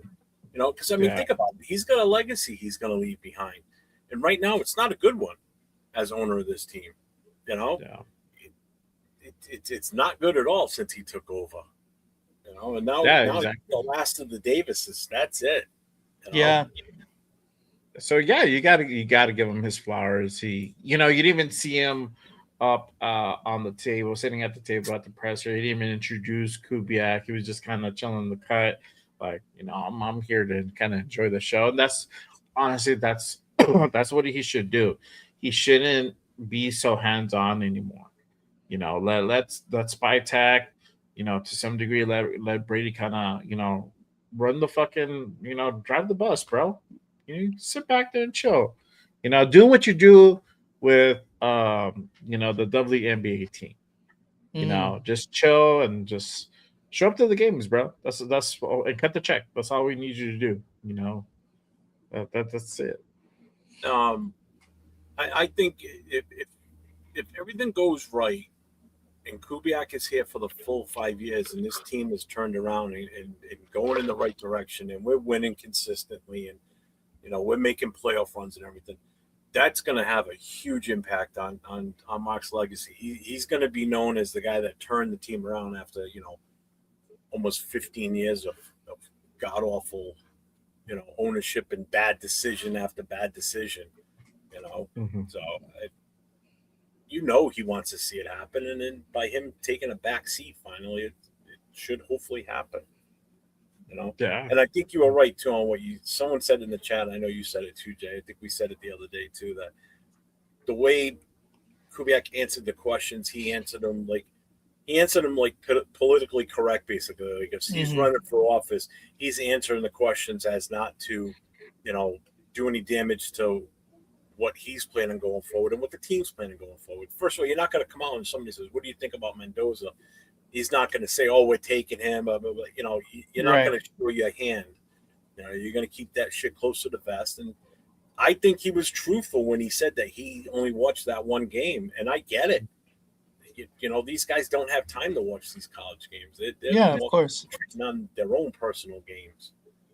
Yeah, he knows of him. He's probably seen like the highlight clips, and he's like, okay, this cat has some talent, but to really make an evaluation, you got to get like the film and really sit down and break every play down in a sense, and decision making and whatnot. And so he has to do all that, and it's a long process, and he's gonna have to go ahead and rely on the scouting team to go ahead and help him with that as well, because there's only so much time that you can dedicate to looking at film, looking at tape on the guy. I mean, your mic again. Can you hear me? Yep, there you go. Okay. I said you could probably get it done in a month, but you also have to think about the second round pick, third round pick, fourth round pick. We have a few fourth round picks. What are we going to do with those? So you have to also think about that and how you're going to go ahead and build. And you need some defensive players as well. We got 10 picks as of right now. We have to also figure out what we're going to do on the other side of the ball, not just offensive. What are your record predictions for the next couple of years? Nothing for this year. I'm not. I've already said it. I'm not giving any win-loss predictions for this season. I don't care what we get for wins or losses. I give Kubiak a pass on the wins losses. I want to see. Yeah. I want to see a better product on the field. I want to see production. I want to see the team coming together, gelling, working as a unit. I don't want to see this division within the team. I want to see progress. That's all. I want to see the product on the field, plain and simple. I don't care whether we win or lose, to be honest with you. Do I want us to not win a game? No, I don't want us to go 0-17. But I'm not going to sit here and say, "No, I think we're going to win 6 to 7 games." I mean, I've seen people in chat saying, "Oh, we could win 11 games this year with him as our coach and with the picks and Mendoza," and I'm like, "Oh, slow down." Yeah. People think that we're going to be able to flip this around like Chicago and Washington did. If we do, that's great. Fucking happy day for all of us, obviously. No one's going to be pissed about that. I'm not going to be pissed. Yeah. You also have to hope that we do the same thing the following year, because both those teams, well, Washington did. You don't know what Chicago's going to do next year. Now they might have just blown it all in one load this season. Super Bowl. Yeah, who knows? Yeah. I would just say this is going to be under 8 wins. I think so. Yeah, I think it'll be under 8 as well. Oh yeah. And big luck, you leave PF Chang's alone. That's fucking it is though. It is. Can't blame Mark for fucking. Hey, he ought to do like Devontae Adams did in his house. He put the Taco Bell, and he ought to put a PF Chang's in his right. house. You know what you should do? He should hire one of the cooks at PF Chang's. He got There you go. time he wants, bro. There you go. He says 6-11 next season and 11-6 after that. He's going 5 wins, 8 wins, 10 wins, AFC divisional, and 2031 Super Bowl loss. If not Mendoza, who would you guys be looking for veteran leadership with the available free agents or still draft a QB to grow? Go ahead. What my boy say? It says, if not Mendoza, who would you guys be looking for veteran leadership with the available free agents or still draft a QB to grow? Go ahead, Nick. You want to? I think this is where the Raiders are kind of handcuffed here to the fact that we kind of have to pick a quarterback this season. Whether that's Fernando Mendoza, obviously that's anyone's guess at this point, but of course we're all saying it's more likely than not. But if we don't hypothetically pick Mendoza, I think we still have to pick one. And the other side of that coin of not picking Mendoza is then who do you stick with or who do you go with? Is it a quarterback that we currently have on our roster, which all 3 of them didn't play well this year? So I don't think Klint Kubiak does that. The only person that maybe stays is probably AOC, but I don't know. That's still kind of a stretch too. We don't really know what's going to go happen with the quarterback room because it's kind of full already at this point. So somebody is leaving, and my guess is going to be Pickett. Yeah, because he's a free agent either way. So yeah, he's gone for sure, and Gino should be gone too. And and the reason why I say even though he's under contract, the way that he played this year, not just that, but the way he treated Raider Nation, I think, and just kind of the accountability and just really relying on Pete to kind of bail him out and defend him all the time. I don't think that's definitely not going to fly with Clint. But I just think his attitude and the way he feels about this fan base and everything, even though he apologized or whatever, I think it's clear cut. You don't want that dude in the building, for whatever resentment he feels. I mean, we were pretty hard on him. We were critical. I'm not with fucking exception. I dug into that dude, but hey, rightfully so, bro. I mean, he was out there fucking, trying to buy for the best, trying to buy for the defensive player of the year. And he was out there just throwing fucking picks left and right. So how can you not criticize that? And obviously I know he didn't like it. I mean, so much so that he went ahead and unfollowed the Raiders off all social media. Mm-hmm. So I think you have to get rid of him. You have to let him move on. We move on. That marriage just did not work. But the worst thing you could do is have him in the building. You drop Fernando Mendoza or you drop a different rookie. Now you run the risk of poisoning the well. And that's exactly when you're trying to build culture, your new coach, your new staff, you want to be able to build the culture the right way. You want to have good attitudes in the building. You don't want to have a negative Nancy or sour grapes, from the previous regime that just didn't work out. Max feeling what he feels. Max has been here forever and a day, and we, at the end, he has the right to feel that, honestly. Right, exactly, because he's been here for so long. He's rocked. He's rocked with us for so long. we know where he stands. That's the exception. But a guy like Gino is not. A guy like Devin White is not the exception. These guys, if we know where their attitudes were at, they're probably not going to be here in a few weeks. So that's just kind of the way I see it. It's just you got to go ahead and get rid of the guy. It's probably be AOC. If it's another veteran, we probably get somebody from free agency. You have to draft a quarterback. If it's not Fernando, just like Nate said, Ty Simpson, Chamberlain, Nussmeyer. That's another guy to go ahead and kind of keep your eye on. So you draft a quarterback no matter what. Now the question is, it's going to be at number 1 or is it going to be at a different round? That's just kind of how it is. I feel that they're just going to go with Mendoza. He's probably going to be the best probability fit Kubiak system, and they probably just don't want to risk it trying to get somebody else next year. I don't think they can. I don't think they'll have the balls for that. If I have to be honest about that, I don't think they'll do that. I think they'll play the safer route and get their guy this year and build off of them. If really Fernandes is just a complete no, then you'll see that trade back happen. I know Money Chuck said it here too. It says next season we play 9 playoff teams. I'm guessing about 4 to 7 wins at best. I know a lot of you guys in here saying 8 wins, 9 wins, 7 wins. Well, what's going to happen? What's going to be your take when they say we only win 3 games next year? Is that considered a failure for you guys if you're thinking that many wins? Like, say we just have the same exact record we just had now.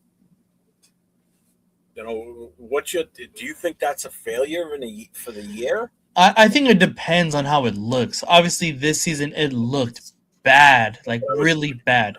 Yeah, you said exactly what I was hoping you were going to say. Yeah. And we knew it was good. We knew that we're not going to have a good year, but the way it just looked on the field was just like, fuck, bro. What the fuck is going on over here? Like, what are we doing? Yeah. What are we doing? And like, there was no progression. So if we would have won 5 games as opposed to the 3 or the 4, right? And let's say with Pete, the Pete era, right? Pete being here, we won 5 games. And they would have like, all right, cool. We're working towards something. It's 5 wins. We won one more game than last year. We're at least heading into the right direction. This past season we went reverse. So it's like, how can you justify that dude still being here? And then the way that the team just looked out there like so poorly, it just was not going to happen. If Pete would still be here, we're probably going to have another 3-14 season, maybe less, maybe 2 wins. It would have been that bad. Look, we've been rebuilding for the past 20 years since 2002. Let's say we go all in this offseason with big contracts, best players, and it doesn't work out. How long does that set us back? Well, first of all, that's not what they're going to do. That's not what this year is going to be about. With a brand new head coach coming in, the number 1 overall draft pick, the amount of needs we have, we don't have the luxury of going and spending money for big, best players available and big ass contracts and all these shiny names. This is where the scouting team is going to play such an integral part this year, more so than ever, because number 1, you've got a brand new head coach coming in here. So he has to get acclimated to everything that goes on within the organization. He has to set up his entire system the way that he likes it for himself and his coaching staff. So they're not going to be running out there and taking these big contract chances, going for these big shiny players. They're going to be building this team through free agency to some extent and actually doing their homework and investigating into these players that are coming out in the draft and taking what's best available. That's going to help this team grow in the vision that they've got as the coaching staff. So this isn't going to be like what it was last year. Pete Carroll tried doing what you just said right here last year, but he didn't do a good job of it because he really didn't bring in anybody big and flashy and spend big money on contracts. He was in a win now mode, and he said it himself. we're here to win, and we're going to win 10 games, and he fell short by 7. So that's not going to be this season. This season's going to be different because I think Spytek's got a grab of this year. He's got a handle on this, and it's going to be the way that him and Kubiak and obviously Tom Brady in there somewhere. It's going to be their vision on what they want to do. They want to put a winning product on the field. It's going to take time. It's not going to be an overnight success. So I don't think so. This doesn't even happen. What you say here, to be honest with you, I don't think that's even I don't even think they're thinking. We're not going to get big contracts like that. You might see a couple, but you're not going to see like everything is a fucking home run. It's not going to look like that. You're going to get guys that are complimentary. The big names that you probably see is just offensive linemen, and maybe Raheed Shaheed comes here, and I think that'll probably be the biggest drop in the bucket because he's a free agent this year, and that'll probably be a guy that Kubiak goes after because of the familiarity. They just won the fucking Super Bowl together.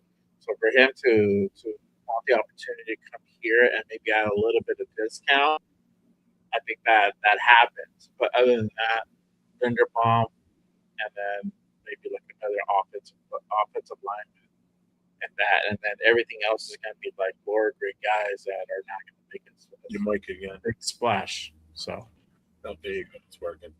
Yeah. So you're talking about really shitting the bed to win 3 games. Well, I'm just saying, if we do only win 3 games, everybody that's saying we're going to win, what's going to be the take on Kubiak? And I think, Big Luck said, fire him. that's the sad part. That's already telling you that. No. He's saying if we only win 3 games, we have the same type of season we had last year, where we don't see the progress and we don't see what we're hoping to see, the signs of moving forward. Fans are going to be screaming that because that's just the way fans are. If it doesn't go the way they want it to go, they're going to lose their shit. And that's why I keep saying fans have to be patient. We have to be patient, bro. 100%. If it's 3 wins again, I'm cool. If it's 2 wins or less, then we can have that discussion depending how it looks. Right. I highly doubt that it's going to look the same. It's just we have an offensive-minded coach, and we've had an offense that's been anemic for like 3 fucking years. That's been the problem. The problem hasn't been really on the defensive side of the ball. It's been on the offensive side. We can't get anything fucking going. We can't score points on the board sometimes. It's that bad. So they brought in the guy who just won the fucking Super Bowl to fix that and to lead this team. So I think it gets fixed really by year 2, but it's going to look better this year. I don't know where you're coming from with this comment here. So dude's always talking about the Broncos because of his dad. Like, shut the fuck. You got to understand, when he was around the Broncos, those are some damn good teams. He picked up a lot of good shit from that. His dad played for him. He was a coach. How do you expect him not to talk about the team? I don't get it. He says, dude didn't study Raider history before he got the job. How do you know that? How do you know he doesn't know the history of the Raiders? Nobody came out and asked him questions about the past where he's going to sit there and be grilled on it in a press conference or anything. So you don't know what he knows and what he doesn't know. So, maybe he was talking about Pete because I think it's been on there for a minute. Huh? Pete, I think he was talking about Pete. I don't know. I could be. Yeah, because Kubiak was talking. He says it right here. Dude talked about the Broncos, his dad, because of his dad. Because Gary Kubiak was a player and a coach for the Broncos. So Klint grew up around the Broncos. I mean, he grew up around some amazing players at that time. Yeah. And that's what he's saying. He didn't study Raider history before the job. How do you know that? I haven't heard anything. I don't know whether he knows history or not. Like, he said he knows the history of, like, obviously Broncos versus Raiders. Definitely and that rivalry. West. That's for damn sure. Yeah. But he knows that. He knows the rivalry between us and the Broncos. It runs deep. He It knows runs it's a rivalry. for decades. Yeah. Unlike our last coach, Jack Kennett, just booked tickets to Bakersfield with Seth. Let's go, Jack. Nice. Are you going this year, Nate? I'm planning on it. Yeah. Jay, you going again this year too? Or no? I think I should be going. Yeah, I do want to go back to Cali. I need to go see the fan bam over there and take the kiddos. So If I'm guessing for right, sure. we see Mendoza play until game 6 or 8. I just want to see how O-line fix, one game working, and not hitting man.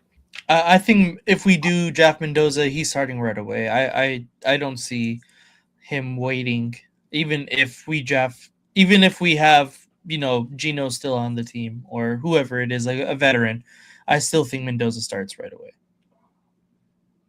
What about you, Jeff? If they draft Mendoza, do you want him to start right away? I think it depends on who is the actual. I think it depends on who the other quarterback in the room is at that point. I think he needs to sit as long If as it's Kirk Cousins, we sign Kirk Cousins. season starts with Cousins. Mm-hmm. You think so? Oh Yeah. 100%, bro. Yeah, That's going to be your indicator on how they're going to go about it. yeah. I mean, again, if we draft him, I'm all on it. I'm again. If we take him, I'm gonna support the kid, and I'm gonna want to see him succeed. I'm not gonna sit here and hope that he gets hurt and hope he's doing. Big luck. I'm not doubting his ability. So I just don't want to see him put out there if the team around him is not ready to protect him, because this is a big investment. This is our future, basically. Yeah. I say if it's Kirk Cousins, or I think if it's any quarterback, to be honest with you, even if it's AOC 12, that's who's starting the season. I think that's what it's going to be. They're going to give him some more time. They might get him in garbage time, after the first week or so. So I could see possibly that happen. And if we're either getting blown out or we're somehow blowing somebody out, get him out there. Get him out there. Let him get some actual game time, not preseason, but actual legit NFL, in-season game time. Don't do like we did last year, where we didn't get guys in until way late in the season when they should have been mixed to the mix when we were losing, because we were constantly losing. So there was plenty of opportunity where we could have gotten those guys involved earlier. Yeah. And how we become the most generic. A big luck that might happen, bro. It could be AOC if they don't pick up a bridge. AOC could potentially be the bridge if they really want Mendoza to sit. But it's gonna be up to Kubiak. It's gonna be up to Kubiak whether he wants to go ahead and start him or he doesn't. It wouldn't be Brady. It would be Kubiak. Brady wouldn't have that decision. Kubiak is the one that's actually running the team. Brady is out in fucking location doing the Fox thing, bro. That dude got no time to me to start this dude. It'll come from Spy Tech. That'll be more realistic thing. See, Brady Primos gets it. Yep. There you go. Shout out to my guy Primos. Patience. If he said he's named one old Raider head that I would know, how do I know you wouldn't know him?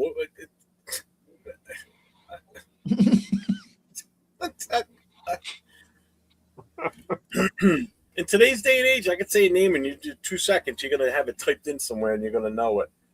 15 years ago? Yeah, it should be reversed, dog. It should be reversed. You put out a name.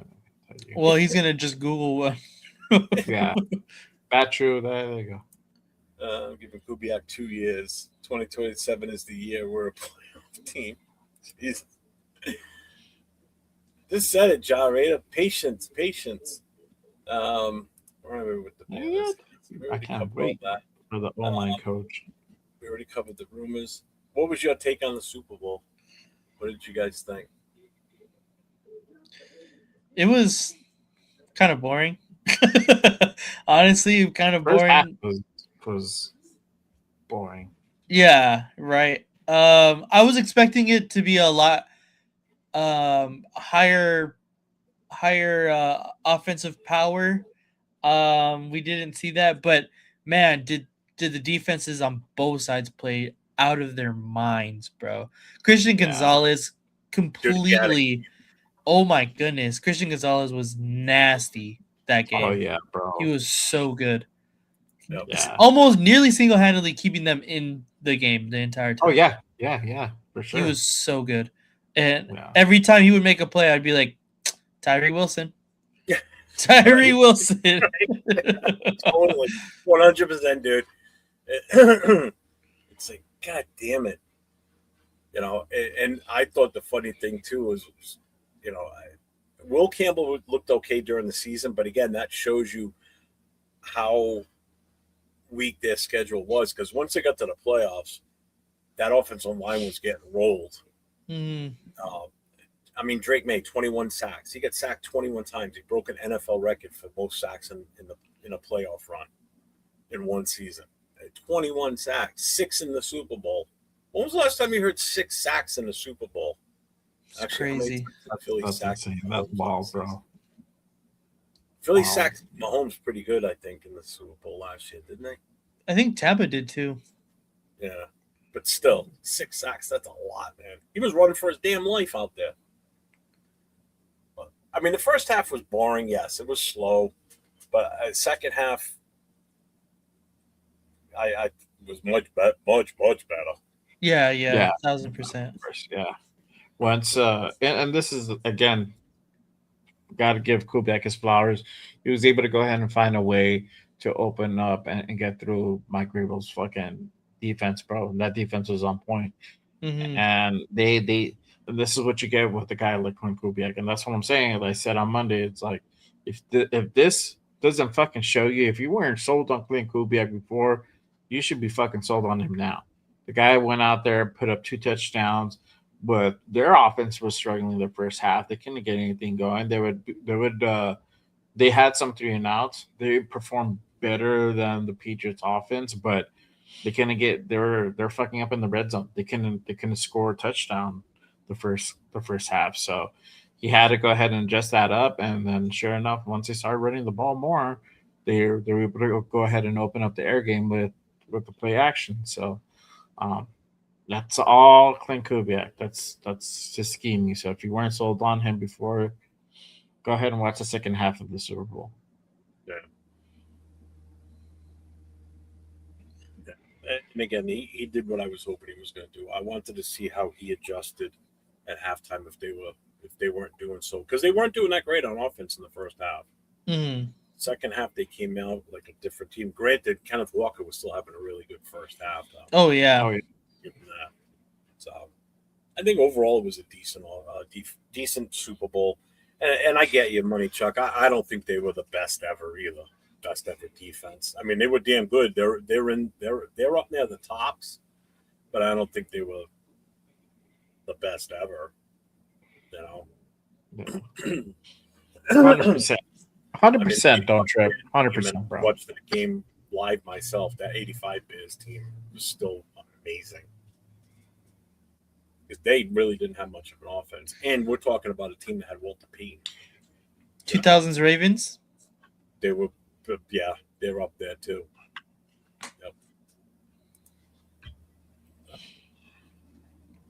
Yep. That's where I was going with last year for Coach. 100%. What was that? For Coach, so he said, so why don't people ever want to talk about building this D-line? That's where I was going with last year, and my thought was, drafting Mason Graham and adding him to Christian Wilkins and Max Crosby, and hopefully what we were hoping was a good Malcolm Kuntz. Because we seen in the Super Bowl that Philly got to Patrick Mahomes, and that is exactly what you said in your next comment here. That's exactly how we have to get to these quarterbacks, is you have to do with a 4-man rush without sending your extra linebackers, because they're just going to pick off people, whoever the linebacker or wherever the vacant spot is going to be. The quarterbacks in our division are too good, and the coaching is too good. They're going to be able to scheme it all open. So I completely agree that it's a big piece of our defense that needs to be addressed, and I feel like hasn't been addressed. And hopefully once we get that DC, we're going to have a lot better knowledge on what his philosophy is as far as building that defensive line. What I mean, you have a little bit of talent and like Lualu and then Thomas Booker. I like Yeah. Thomas Booker. I like Thomas But Booker too. in the draft, you can go ahead and potentially get some guys too. I think this is going to be a good class for like the D tackles and like Mhm. edges that are coming out. I mean, anybody from fucking the Texas Tech defense is probably going to be a good guy to go ahead and go after. They had a fucking great fucking defense, They slowed down Oregon a lot in the playoffs. So anybody from that defense, from Texas Tech, they play defense, you definitely want to go ahead and keep an eye on. But yeah, like you said, whoever they get defensive coordinator is also, what their philosophy is, how they're going to go ahead and run that defense is going to be important. So, Mhm. yeah. What's my favorite halftime show? Kendrick, neither one of them. Neither one of them. I lean more on Kendrick. I like Bad Bunny though. He's cool. But I thought this one was stupid this year. But you don't like the jungle? Well, have you seen any of the camera angles from people up in the stands watching the game?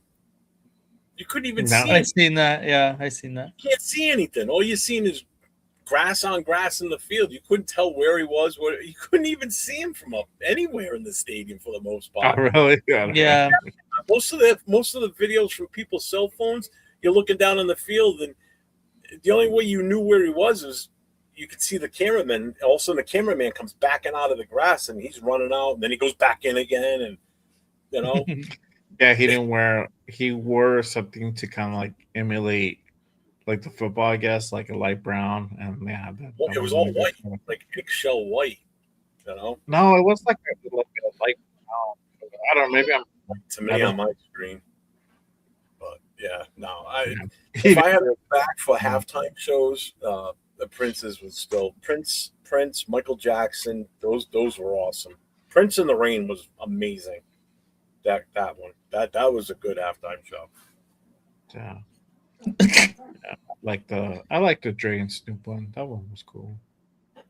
So Money Chuck's listed them here: Bears, Baltimore, Giants, San Fran, Dallas, even the Seahawks when they won their first Super Bowl. True. Yeah, the Legion of Doom during that one. Yeah. Oh yeah, and I resent the fact of what's his name calling it the dark side. Oh yeah. Yeah. Got his name. Fuck that. I'm not into. I don't listen to new music. So Kendrick, I watched it last year, but it is what it is. It wasn't good, Jeff. It's all right. You can say it. It's not. A lot of this new music just sucks. I'm sorry. Jeff's all about CCR, bro. I don't even like Credence. I do not like Credence. That's crazy. I'm telling you, if that shit hits on anything I'm listening on, bang, I'm skipping it. I don't listen to them. I'm not a fan of Credence. Not at all. It's not on this playlist. Yeah, Whitney Houston wasn't bad. Maybe some like Megadeth or good. YouTube was good. Aerosmith was gross. That was a bad one.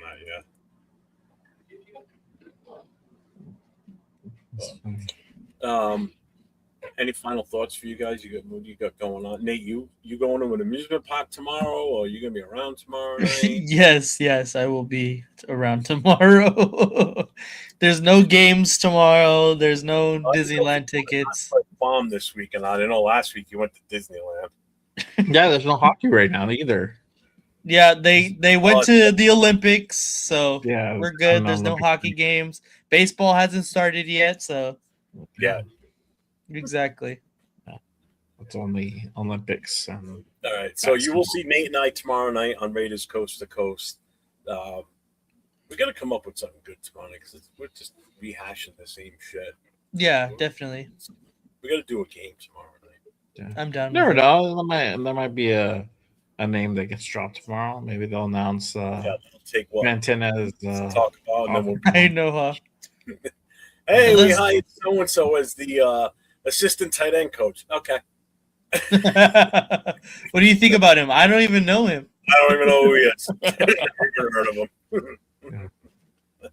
No, they'll probably say they bought out Jim Shorts' contract and be like, oh shit.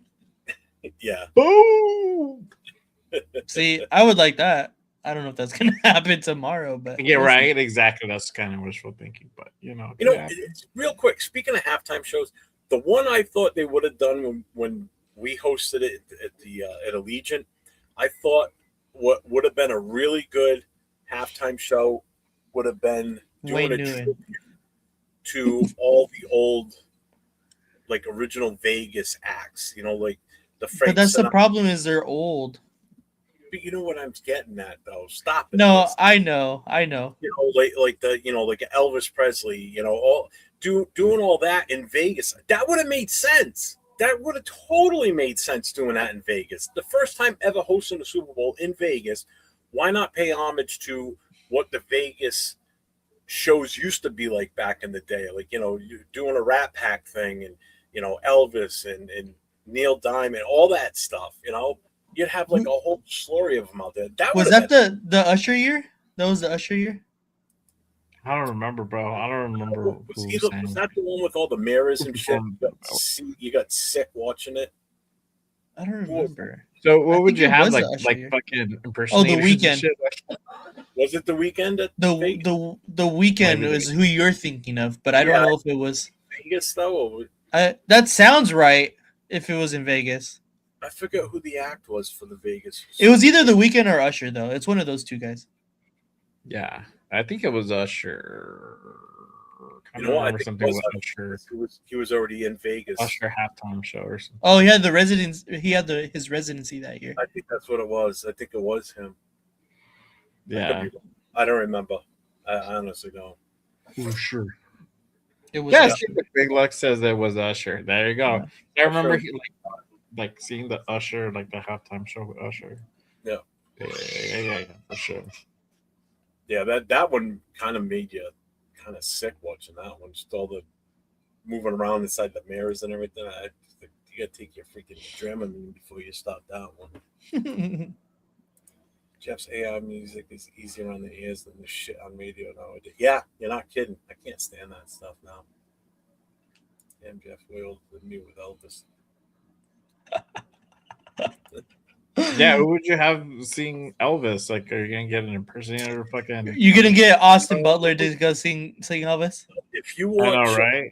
you watch America's Got Talent a couple of years ago, they had this guy come up and he did it's like a computer generated image of, like, say you yourself, like Jay.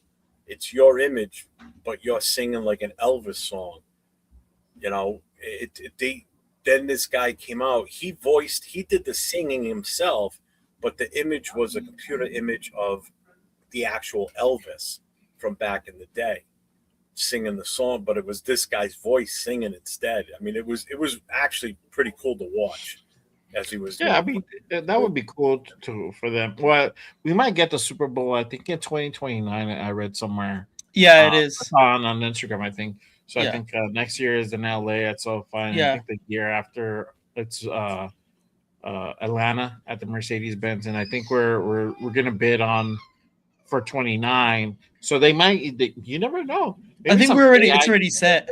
Stadium. I don't know. I think I don't know if they have it, but like a bid and then do like an AI version of that, where you have a couple of like Elvis and then but it's on a screen and it looks realistic, and then you have like Wayne Newton and so some still living Vegas performers, but then you get like a current guy to like cap it off, and then hit that.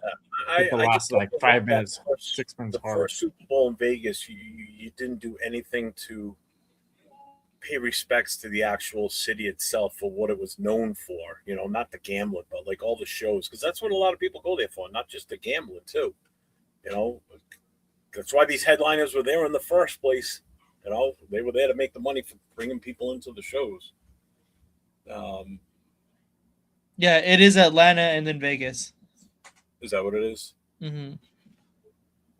So hey, we could be playing in our own stadium by then. Who knows? We could play Hey, that might be a realistic thing, bro. It's possible. Mhm. Possible. So Jay, what do you got going on? You got anything coming up? I don't have anything coming up for the rest of this week. I'll be back next Monday with brand new Raiders Unfiltered. So make sure you guys go ahead and tap in for that. Hit the notification in case something in news goes down. A coach gets named. I'll go ahead and do a pop up show, and we'll go ahead and talk about it. But yeah, next Monday I'll be back home. Plus, we're gonna celebrate. Oh, shout out to my boy who's over there, cranky as fuck. He's about to turn a year old, so we're probably gonna Nice. celebrate his 1 year this weekend. Hopefully, he doesn't get sick. I think he's sick. Hopefully, he gets better, and we can take him to the zoo and do some fun shit. But his birthday is next Tuesday, so he'll be a year old. Damn, a year flies by, bro.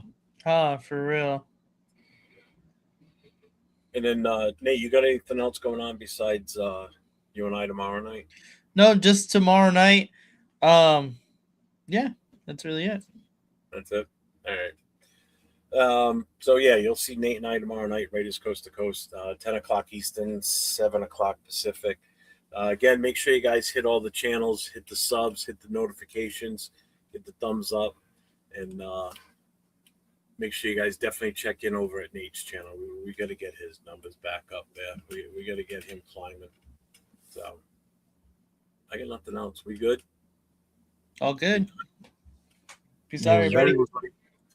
Stay safe and go Raiders, baby. Peace. Raider Nation. It's time to connect. Leo, Jay, Nate, Jeff, right. Yeah, silver and black. The crew is insane.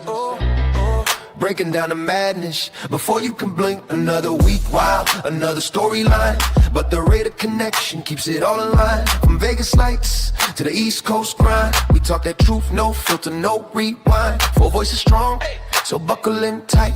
It's time to bring the nation to life tonight. This is the Raider Connection Show, where the silver and black stories flow. Leo, J, Nate, and Jeff on go, breaking every play down blow by blow. R and 4L, you already know. Welcome to the Raider Connection Show. Leo with the facts, breaking down the scene. Jay brings a fire, keeping takes real mean. Nate on the road with the vibe and the view. And Jeff swings heavy when the nation needs truth. Wins or losses, we show up proud. Raising Raider Nation, loud and loud. Hit that chat, pull up, don't wait. This is family, this is connection, this is fate. Silver shields up, the energy grows. Four voices united everywhere that it goes. Every first down, every heartbreak hit. Raider Nation stays locked, we don't quit. This is the Raider Connection Show, where the silver and black stories flow. Kaleo, J, Nate, and Jeff on go, breaking every play down blow by blow. R and 4L, that's how we roll. Welcome to the Raider Connection Show. So grab your drink, hit subscribe, let's ride. Raider Nation strong, we never divide. From kickoff to the final echo, you're tuned into the Raider Connection Show. Hey!